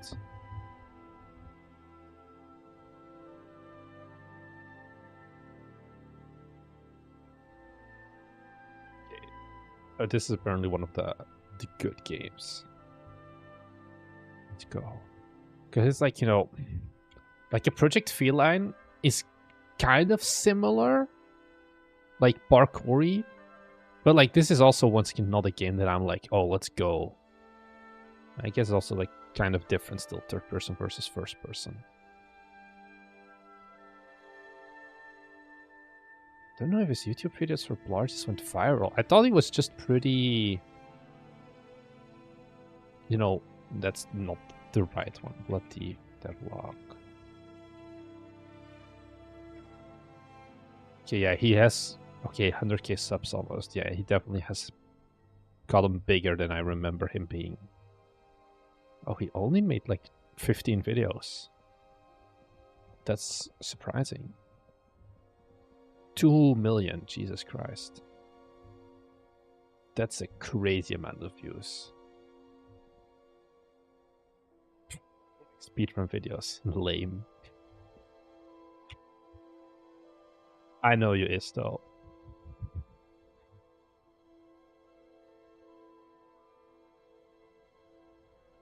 How long was get to work in development actually? Probably you made a devlog about this. I just don't remember. Oh, you also got 2 million views on a speedrun video. I guess there's just a meta to talk about speedrunners breaking games. This story isn't.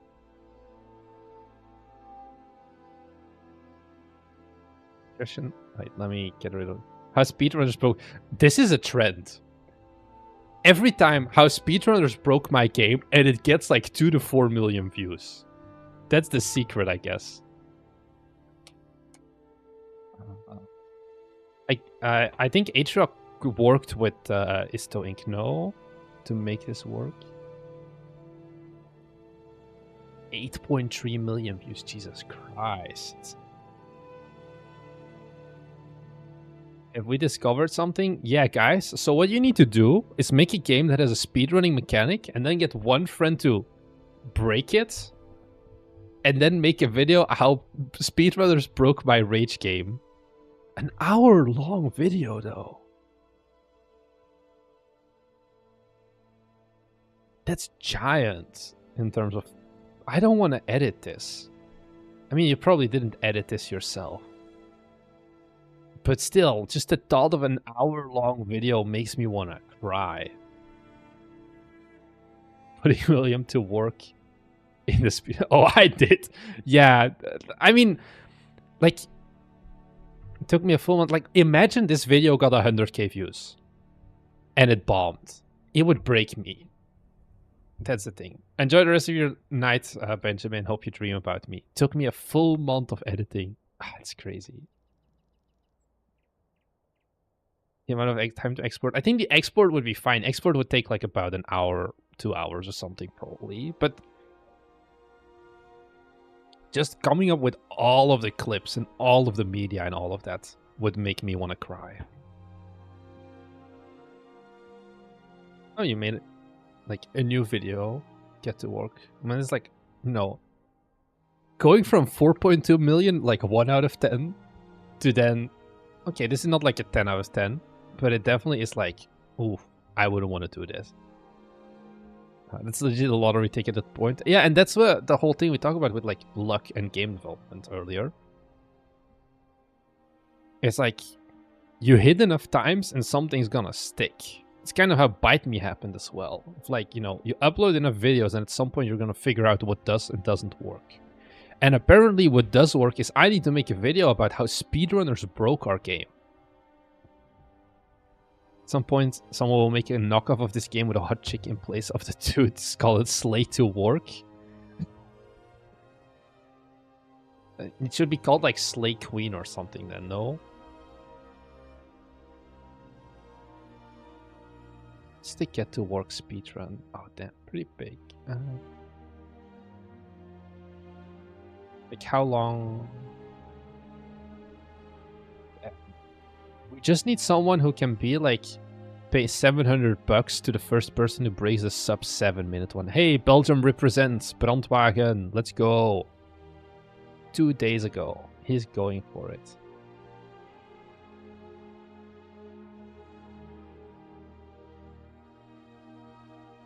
What does work is you need to switch to black t-shirts. I don't think.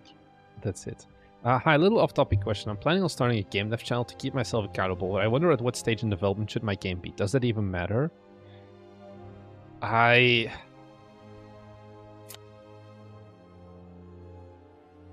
don't know. Because at that point, what you're doing is just screen recording, basically, and be like, oh, this is what we worked on. I think whatever you have can work.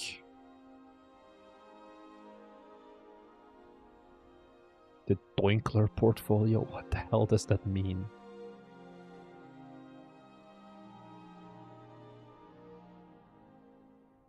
Once again, first person to complete it live on stream, it's 500 Canadian dollars. So that's like what?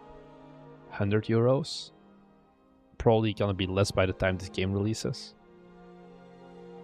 Twitch deletes VODs after 14 days. I didn't know that.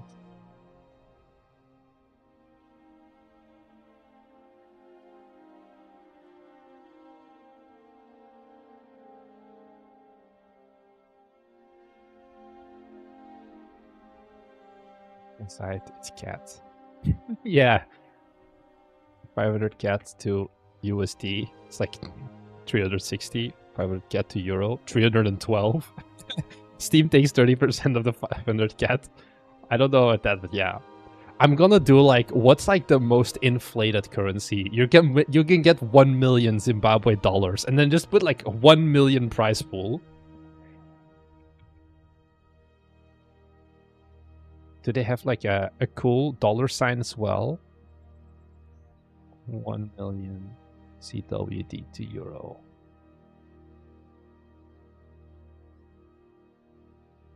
How much is this? It's actually still a very high amount of money. It's not going to be 1 million Zimbabwe dollars. What's another currency? Most inflated currency? I think 1 million won or something.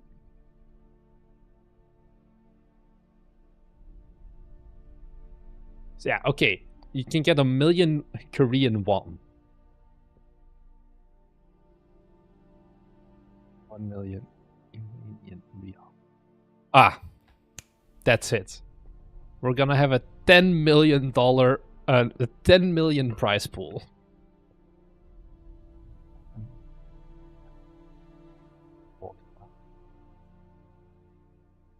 These are also very low. Oh yeah, Venezuela wins. This is crazy. I can go for 1 billion here. 1 billion Bolivar. I think Turkish lira wouldn't work. Because like, yeah, they definitely got a bunch of hits, but like, it's still, you know, the number isn't big enough. So let's plan the 1 billion Venezuelan Bolivar Bite Me Game speedrun channel. They went through a couple hyperinflations. I can see that. Can I get like a graph?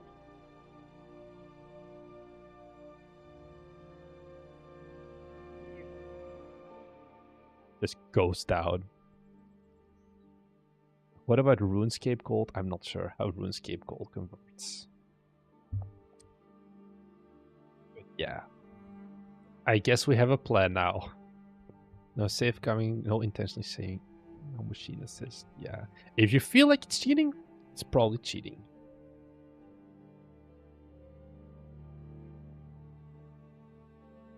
DLC. I'm the narrator. 10 out of 10. Hey Sean, how's it going?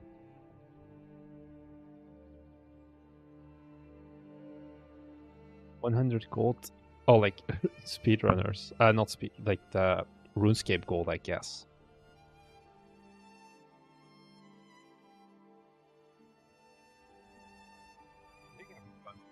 For most of my topics.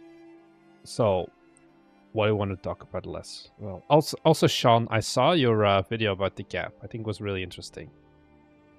Yeah. Have you ever done cash prizes? No. Yeah, we have. The Bite Me Game Awards. The Diamond in the Rough category got 200, 300? Wait.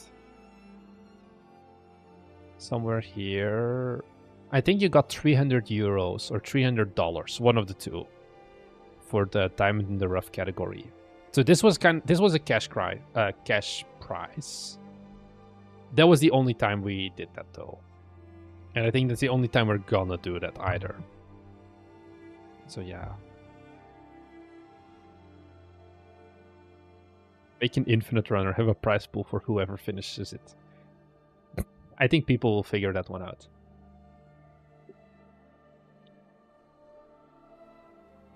So yeah. Bite Me Game Awards, you will be missed.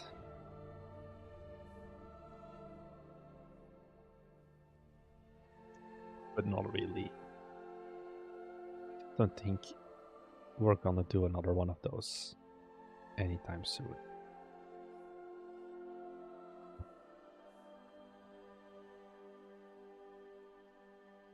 Too bad people hate anime. It's also like it. Even I think apart from that, it didn't really matter enough.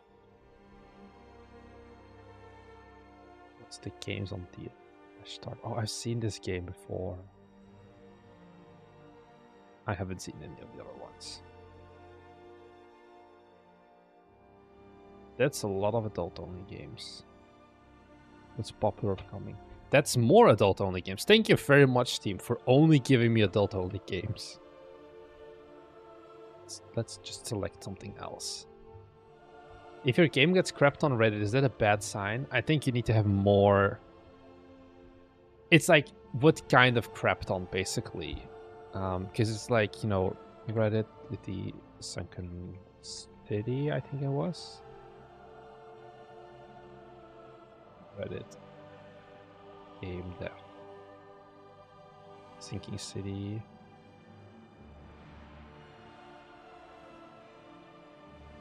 No, it wasn't this. There was like some guy who was here. Should I change the name of my game? And here is like, oh, it's getting crapped on. But then it's like, man, it doesn't really downvoted, negative comments, etc. I think Reddit has a very crap-like mentality still as well, especially like our game dev. I don't know what subreddits you're talking about. I don't know much, but I wouldn't put too much value on Reddit because also like the Minami Lane guy, for example, he made like a bunch of postmortems, and then Reddit still removes them for some reason.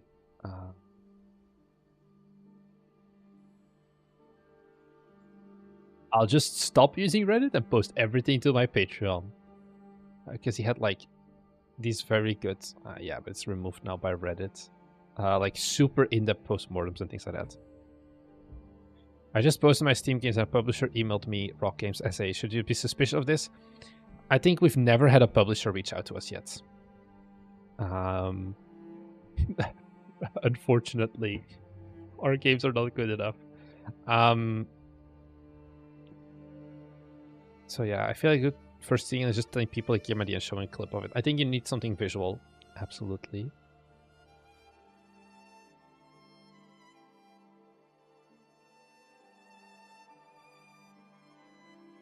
I feel like you're memeing. I'm thinking of making an open world multiplayer survival game all by myself. My goal is to do it in 48 hours. I'm also not allowed to use any Unity assets. I don't know what you're expecting here. They're asking for a build of the game. Oh. I don't know why Streamlabs decided that was a link. Oh, because it's build.off. And it thought it was a URL. I'm sorry for that. I will hit the bot. Thanks for the sub gift as well. One anonymous gifter. I have no idea. But thank you very much for the sub. Reddit is full of people who try to be clever and superior. Don't take them seriously at all. Ah, wait. I talked about this recently on Discord. Let me find. From Marnix. No. Crap. Here. This one. This one was like one of those posts that I'm like, you know, the post itself, I like. Sorry, your marketing isn't bad. Your game is bad. And this is basically, you know, kind of the same way they talked about in the recent video, not the one yesterday, but the week before. This one. I hate that my YouTube... I have disabled the thing that it auto-dubs, and it still auto-dubs for some reason. But it's like a lot of these comments are like, oh no, I'm just gonna... Like, you're focusing way too much on marketing and whatever. I feel like it's gotten a bit better now, luckily, than when this originally came out. And that's the thing, like, a lot of people just make bad games. And that's it. It's a very good video that's coming out on Patreon next week that I can probably give a little bit of a sneak peek at. Patreon.com/BiteMeGames for the full in-depth video, where I just take a look at, like, every single game releasing on, like, one specific day, and, like, you know, how many of them are actually slop? What are they doing well? What are they doing wrong? So Patreon viewers, it's gonna be a banger, as always. And the lesson in there was also just, like, half of the games, I would say, because there were 58 games that are coming out on the 15th of July, half of these aren't even trying, basically. They're not even trying to make a good game and trying to sell it, because they're, like, sub 100 wishlists and all of that.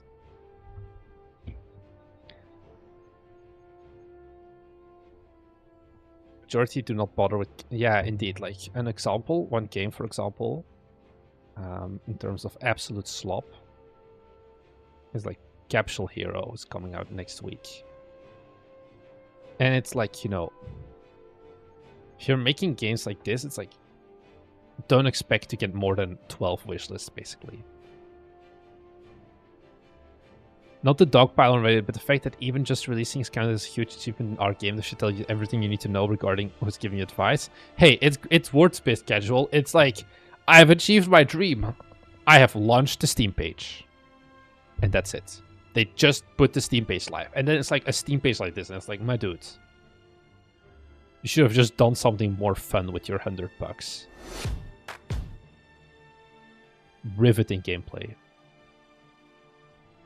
You couldn't even bother to set the colliders right for like half of these objects.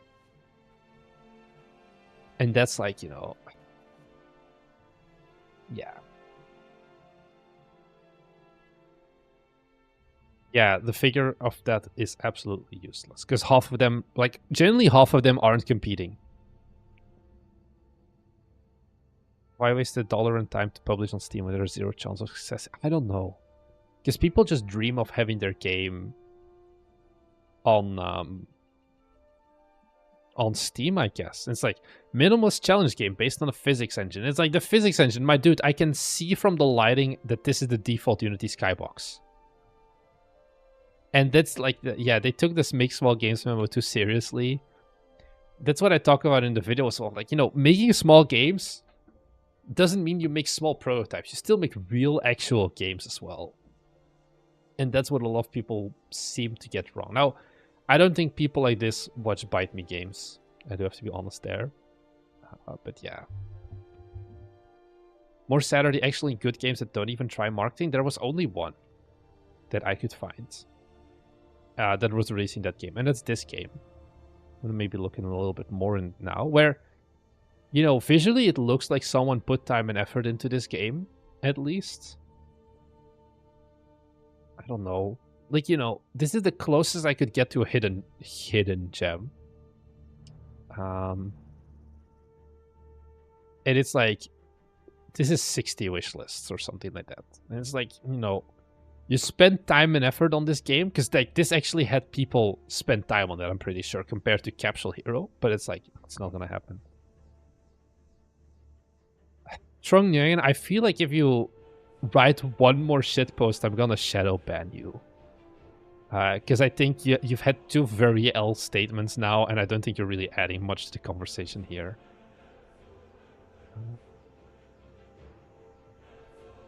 How much your latest video about taking a mechanic and building a game out of it instead of building like a smaller Skyrim? How would you want to do... How would you apply that when you want to do any action top-down combat?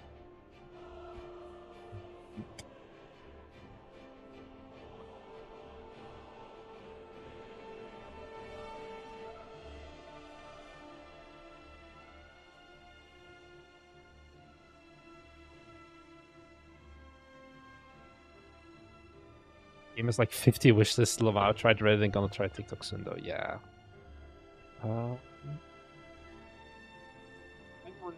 Top-down combats. In that case, you probably want to find generic, like you're gonna have relatively generic action top-down combat, but I think you need to find a good setting then, which is going to the design-driven constraint. Okay, goodbye. Delete it? Yeah, it does delete it. Perfect. Do Bite Me ever work on prototypes together? No, because the whole thing with prototyping is being able to go fast. And you can't go fast if you know, I have to do merge requests and whatever. So instead, it's more like everyone makes their own prototype. William told me you're like the game designer and he's a programmer. I'm definitely not the programmer, I can tell you that. Game designer? I'm not a good game designer. That's the problem. And that's kind of the hard part. Yeah, like a special environment slash setting and nothing standard like medieval dark age anything. I think, yeah, like suit for hire. I'm not 100% sure, but it's like my guess is it's suit for hire. Oh, I know. A good example of this for like a small scoped game. This is a very niche Japanese game that I recently discovered, and I'm absolutely in love with it. This game is not even localized to English, which is like the biggest failure ever. This is an FPS. This is a relatively generic speedrun FPS game. But they were like, okay, for our background, we're gonna make this the Uma Musume of, you know, Japanese high school club shooting game. You just speedrun training rooms, and that's it. And I think this is just such a perfect environment, basically, that takes a very generic like shooter game, but makes it work. Are the comments in English? I think there are like a few, because there's like a few English ones. Yeah, competitive shooting club in an anime high school. I wish I had this club when I was in high school. Very much an American, this guy. But most of these are definitely in Japanese as well.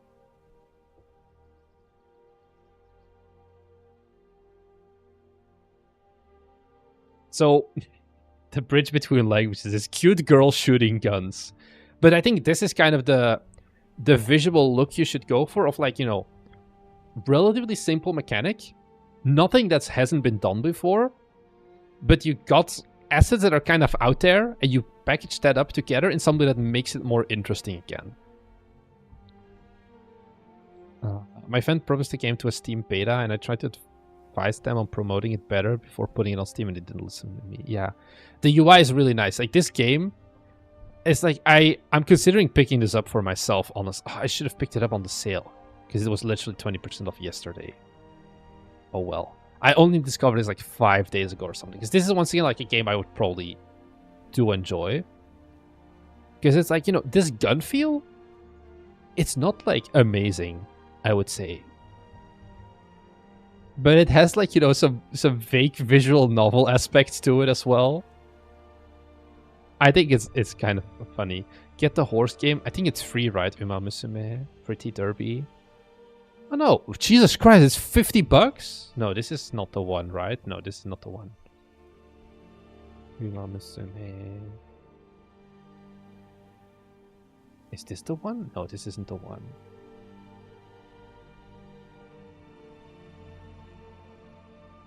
It's the Uma Musume one.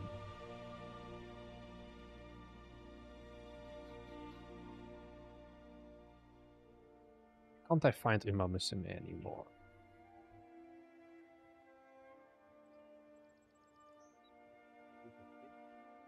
Ah, I know why.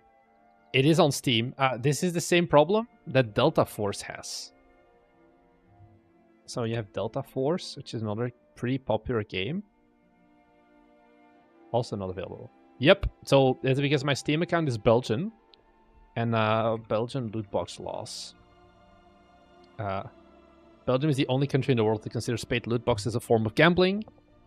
And because of that, a lot of games, I think Rocket League is very neutered as well. Wait, can we not get Rocket League anymore? At all? Oh no, did they move away from Steam? Are they Epic Games only now? Or is it also just not available in my country? Because they also had like loot boxes and things like that. I believe you can change where a Steam account is considered to be from. I don't have a store page. I don't have a non... Okay, they do have unlisted on the Steam store and will not appear in search. Yeah. Rocket League is part of Fortnite now. Sad. Yeah, Uma Musume Pretty Derby, but it's not available in Belgium. So changing my country is kind of... I need to have a Japanese credit card, like a different currency or something. It's not trivial to change your Steam country, basically.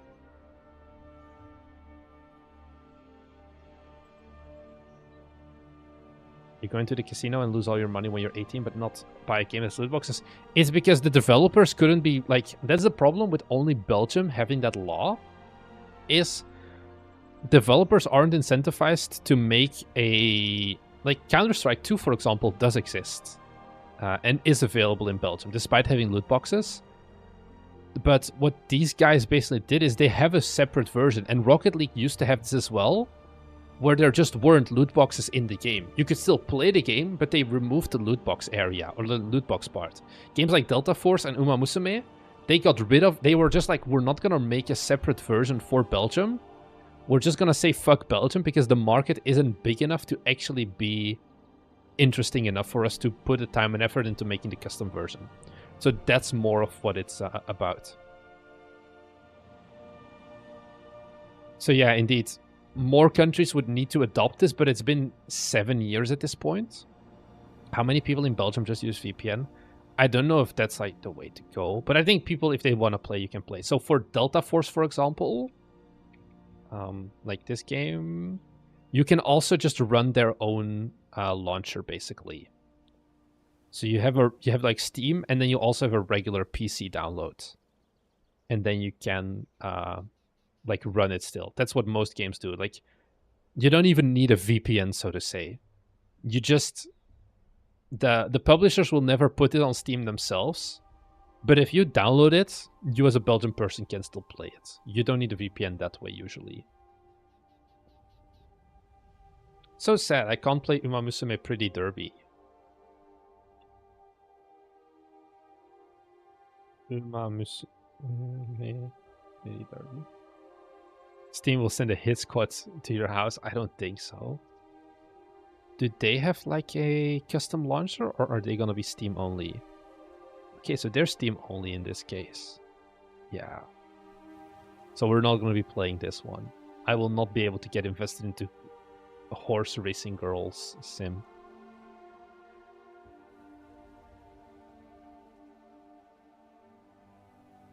It's this one. This is the previous one, I guess. This is a pixel art version without catch, I feel. Why does YouTube not notify me about these streams? I literally have notifications on. How's it going, Dobrex? You know, if you're in the Discord, you will also get pinged, right? Oh god, I didn't do a ping. Never mind, I'm stupid. I just posted a link and I didn't do an ad here or an ad live streams. My bad. So yeah. Steam can detect VPNs? Ah, I didn't know they can... Like, I've never had to use a VPN for Steam. Because it's like, you know... I think I can still play Rocket League. It's just like the neutered version once again. I didn't know Uma Musume also had that problem. But yeah. Wait, how do you... Steam change country stage... Once every 3 months. Yeah, but you need to have a local payment method. So that's the problem. I need to have a Japanese credit card or a US credit card or whatever then. Because I looked into this before, because like, I would get big deals. Because the Japanese yen is hella weak right now as well. So yeah. Your eye bags are getting bigger, it's just lighting. It's not getting bigger. Any tips on solo dev burnout? It's hard. Good night, Jack. Hope you dream of me. I come and tuck you into your dream. Years ago, I switched my Steam account from China to Hong Kong and they wouldn't let me go back. Yeah, they're... I don't think they like it because, you know, at the end of the day, you can very much cheat how much you have to pay and whatever. Now I have to pay someone to give me Hong Kong codes.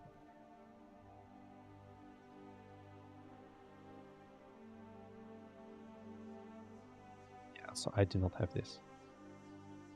I had live stream notifications disabled for some reason. Well, you've got summer break now, so you can finally tune into the US live streams.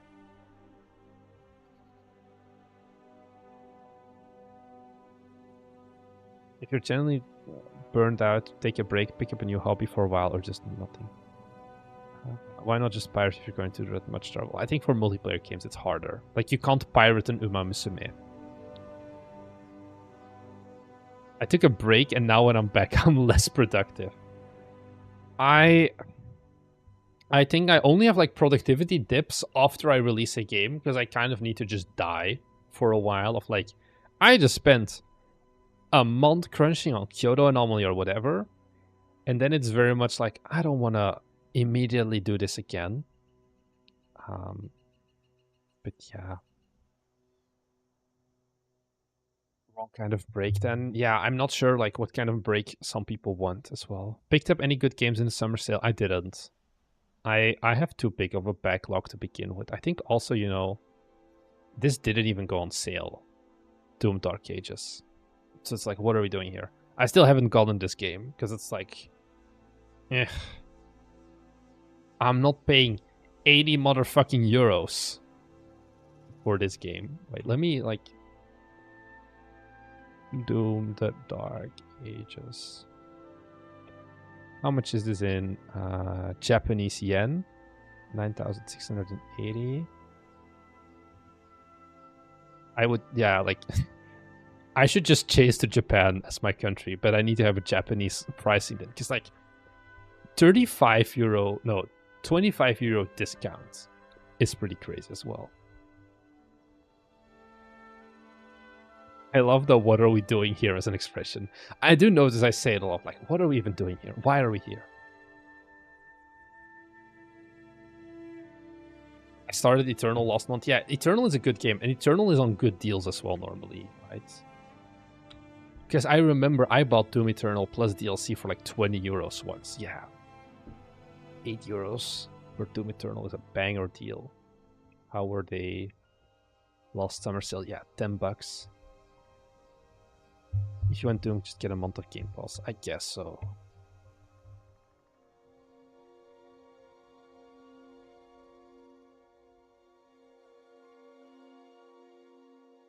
I'll be very productive in that month. Okay, then I'm gonna skip out on it. I have heard of the long drive. I feel like there's more to it than just you drive though, no? Oh, it's also multiplayer. Yeah, it's more than just driving, I feel.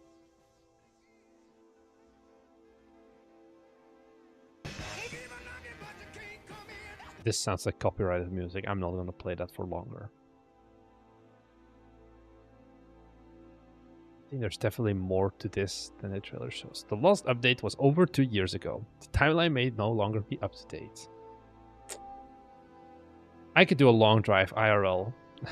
If I have to spend 15, 16 euros on gas, that gives me like no, it gives me more. It gives me like 200 kilometers. Game abandoned? No.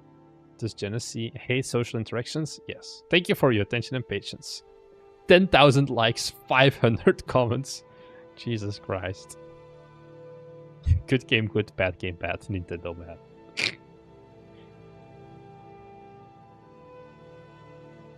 Are you gonna keep doing streams at this time? So it's either at this time, which is US friendly but EU unfriendly, or it's US unfriendly but EU friendly, basically. It's like the one thing. It's like I have a very nice car in Belgium, but like I'm not in Belgium anymore for most of the parts. Doesn't it have zombies too? I think so. Yeah, I feel like there's some horror stuff as well.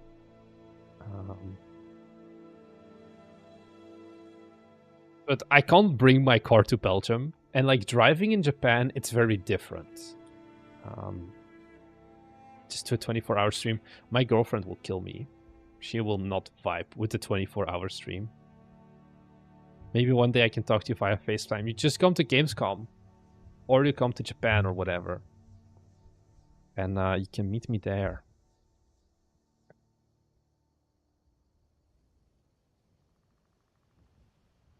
Cars are awful expensive now. Yeah. It's just, you know, fuel prices are always the thing that I care about. Because I don't have American fuel prices. Although here in Japan, they're very cheap, I would say. But like in Belgium, it's like $2 a liter. And so that's like, what, 8 a gallon? Like $7 a gallon, I guess? Which is like a lot, I would say. So yeah. I think I'm gonna wrap it up soon. You have any final requests? If you want, we can do another speedrun of like Steam pages. If you want to go to mine, just write me a name and I'll look at it. But I think otherwise I'm gonna wrap up the stream now and start actually working, because I haven't worked yet. Made Cafe Game sneak peek. I don't have the latest build of the game, and like pulling it is not great either. Cozy Farm Manager? Is that the name of your game? Please don't tell me there's an actual game called Cozy Farm. There is an actual game named Cozy Farm Manager. Your visual style is not cozy. It is way too saturated and the colors are way off. Your UI does not feel cozy at all, probably through things like the heavy strokes. This is... Why is everything yellow? Results require sacrifice videos, how I feel about game dev. I do agree with that one. I think this needs a pretty big visual or color overhaul. I think especially color overhaul to make this actually be cozy. Same thing with the capsule, it's just yellow. Zoika. Oh, this capsule does not... it's a Suika game. I mean, it's a Suika game. What did you expect from this game? Because if it wasn't just this, I don't know. This would have been the easiest W ever to localize this game, because there's basically no text. Why did you not localize this? Why do you have inconsistent stroke usage? You have drop shadow here, no stroke. You have stroke, no drop shadow here, and you have no stroke, no drop shadow here. Why? This game is out already, so there's not much you can do, I feel, to save it. But next games, do you have anything next upcoming? Browse, upcoming releases. Nothing yet. Localize your upcoming games, please. I'm gonna leave Tangled Crisis because we already took a look at it before. Pyramis. I assume this one? Soda Bites? I like the capsule art. I think the game kind of falls apart when I'm looking at this game. Like, what am I looking at? Also, once again, you could localize this game very easily. But I think this is a very... Like, you know, all your screenshots look the exact same. Okay, can we understand this game from the video? So it's Tetris. But... Oh, you can make pyramids. Okay, so that explains the name. And when do we clear a row?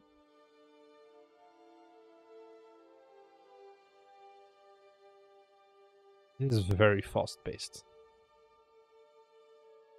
This is also not a trailer, this is just gameplay. Gameplay with an in-game tutorial next to it. I feel like these things shouldn't flash for that long. You should have something. When should I make a Steam page for Backyard Coaster? When you are a bit more clear about the visuals. Okay, so now we had some kind of a clear. Sean, I have nothing to say about Sentry. You know that. Enjoy your food, Proxy Duck. See you around as well. This is not a trailer. Do you call this a trailer? I feel like, doesn't it normally have a name? Oh well. Yeah. You want to localize, you want to add cool GIFs, and you want to have an actual trailer. I think visually, probably you wanted to have some different backgrounds, maybe do some theming, just to stand out more as well. But I think this was once again an uphill battle of a game. I think the capsule art was really good, and everything after that kind of fell off. So yeah. I think those are the few games that... Oh, Atrax. That's the final one. Yeah, this game is not out yet. This Portal-like? I don't like the monkey emoji, doesn't fit. You need, like, if you want to do this art style... Oh, we use this font in Overtime Anomaly as well. I think you need to go everything black on white. For the textings as well. Visually, the lighting feels very off. This, you know what this feels like? I think it was this. It feels like Quake 2 RTX visuals, or like this one. No, there's this tech demo from 2006 Boomer Shooter. I think Civi once made a video on it.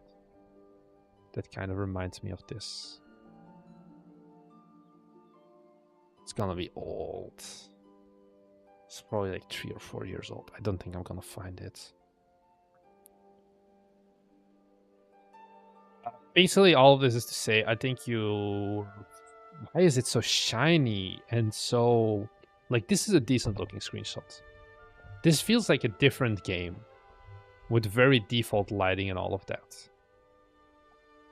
And like this looks like a different game. No? Like your gun also is like, you know, all flat. You probably want to have some sort of texture. Because right now it feels like you just put cubes in Blender and then just colored the cubes.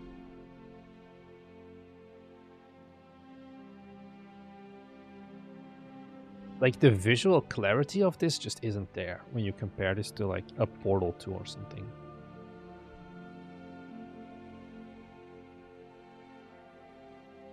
They have test chambers. Oh, let's just do portal.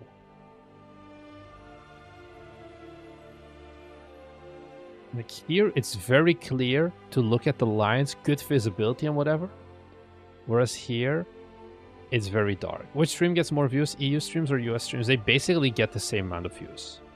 So if your goal is like, oh, US gets more viewers, that's not really a thing. It's both are kind of equal. I think the visual clarity of this game is way too low, way too dark, and way too shiny, I would say. You once again have not localized your Steam page. What are we doing here? You do have GIFs, but I think this definitely needs a visual overhaul. Do you need to disclose the use of AI? I don't know. There was some drama recently also with the altars, no? Where they use AI, but they like didn't disclose it. Did they update it ever since? Probably not. Nope. Because it's a very, you know, hard thing to also, like, if you work with someone else, it's also like, how do you know they don't use AI? So I don't know. There's a lot of, yeah, the AI rules are very hazy. Because it's like, I don't think anyone is gonna write, oh, I used ChatGPT for this, or I used Copilot for this either. The only AI disclosures I basically see if you're using AI art, of like the capsule art is using AI. Steam can't police it. Steam sometimes does decline games if they are like using AI capsule art, but doesn't have an AI content notice. But that's basically it. So yeah. Had someone on Fiverr try to scam with AI art. Yeah, that's the danger indeed. Add vibe coded. This game was vibe prototyped. So it's like there's no real need for it, I think. Anyways, I'm gonna wrap the stream up here, guys, ladies and gentlemen, boys and girls. It's time to get back to work and back to the grind. Thank you everyone for having tuned in. I hope you enjoyed the live stream. And I hope you can tune in with us soon again. So yeah, see you guys in the next one. Bye!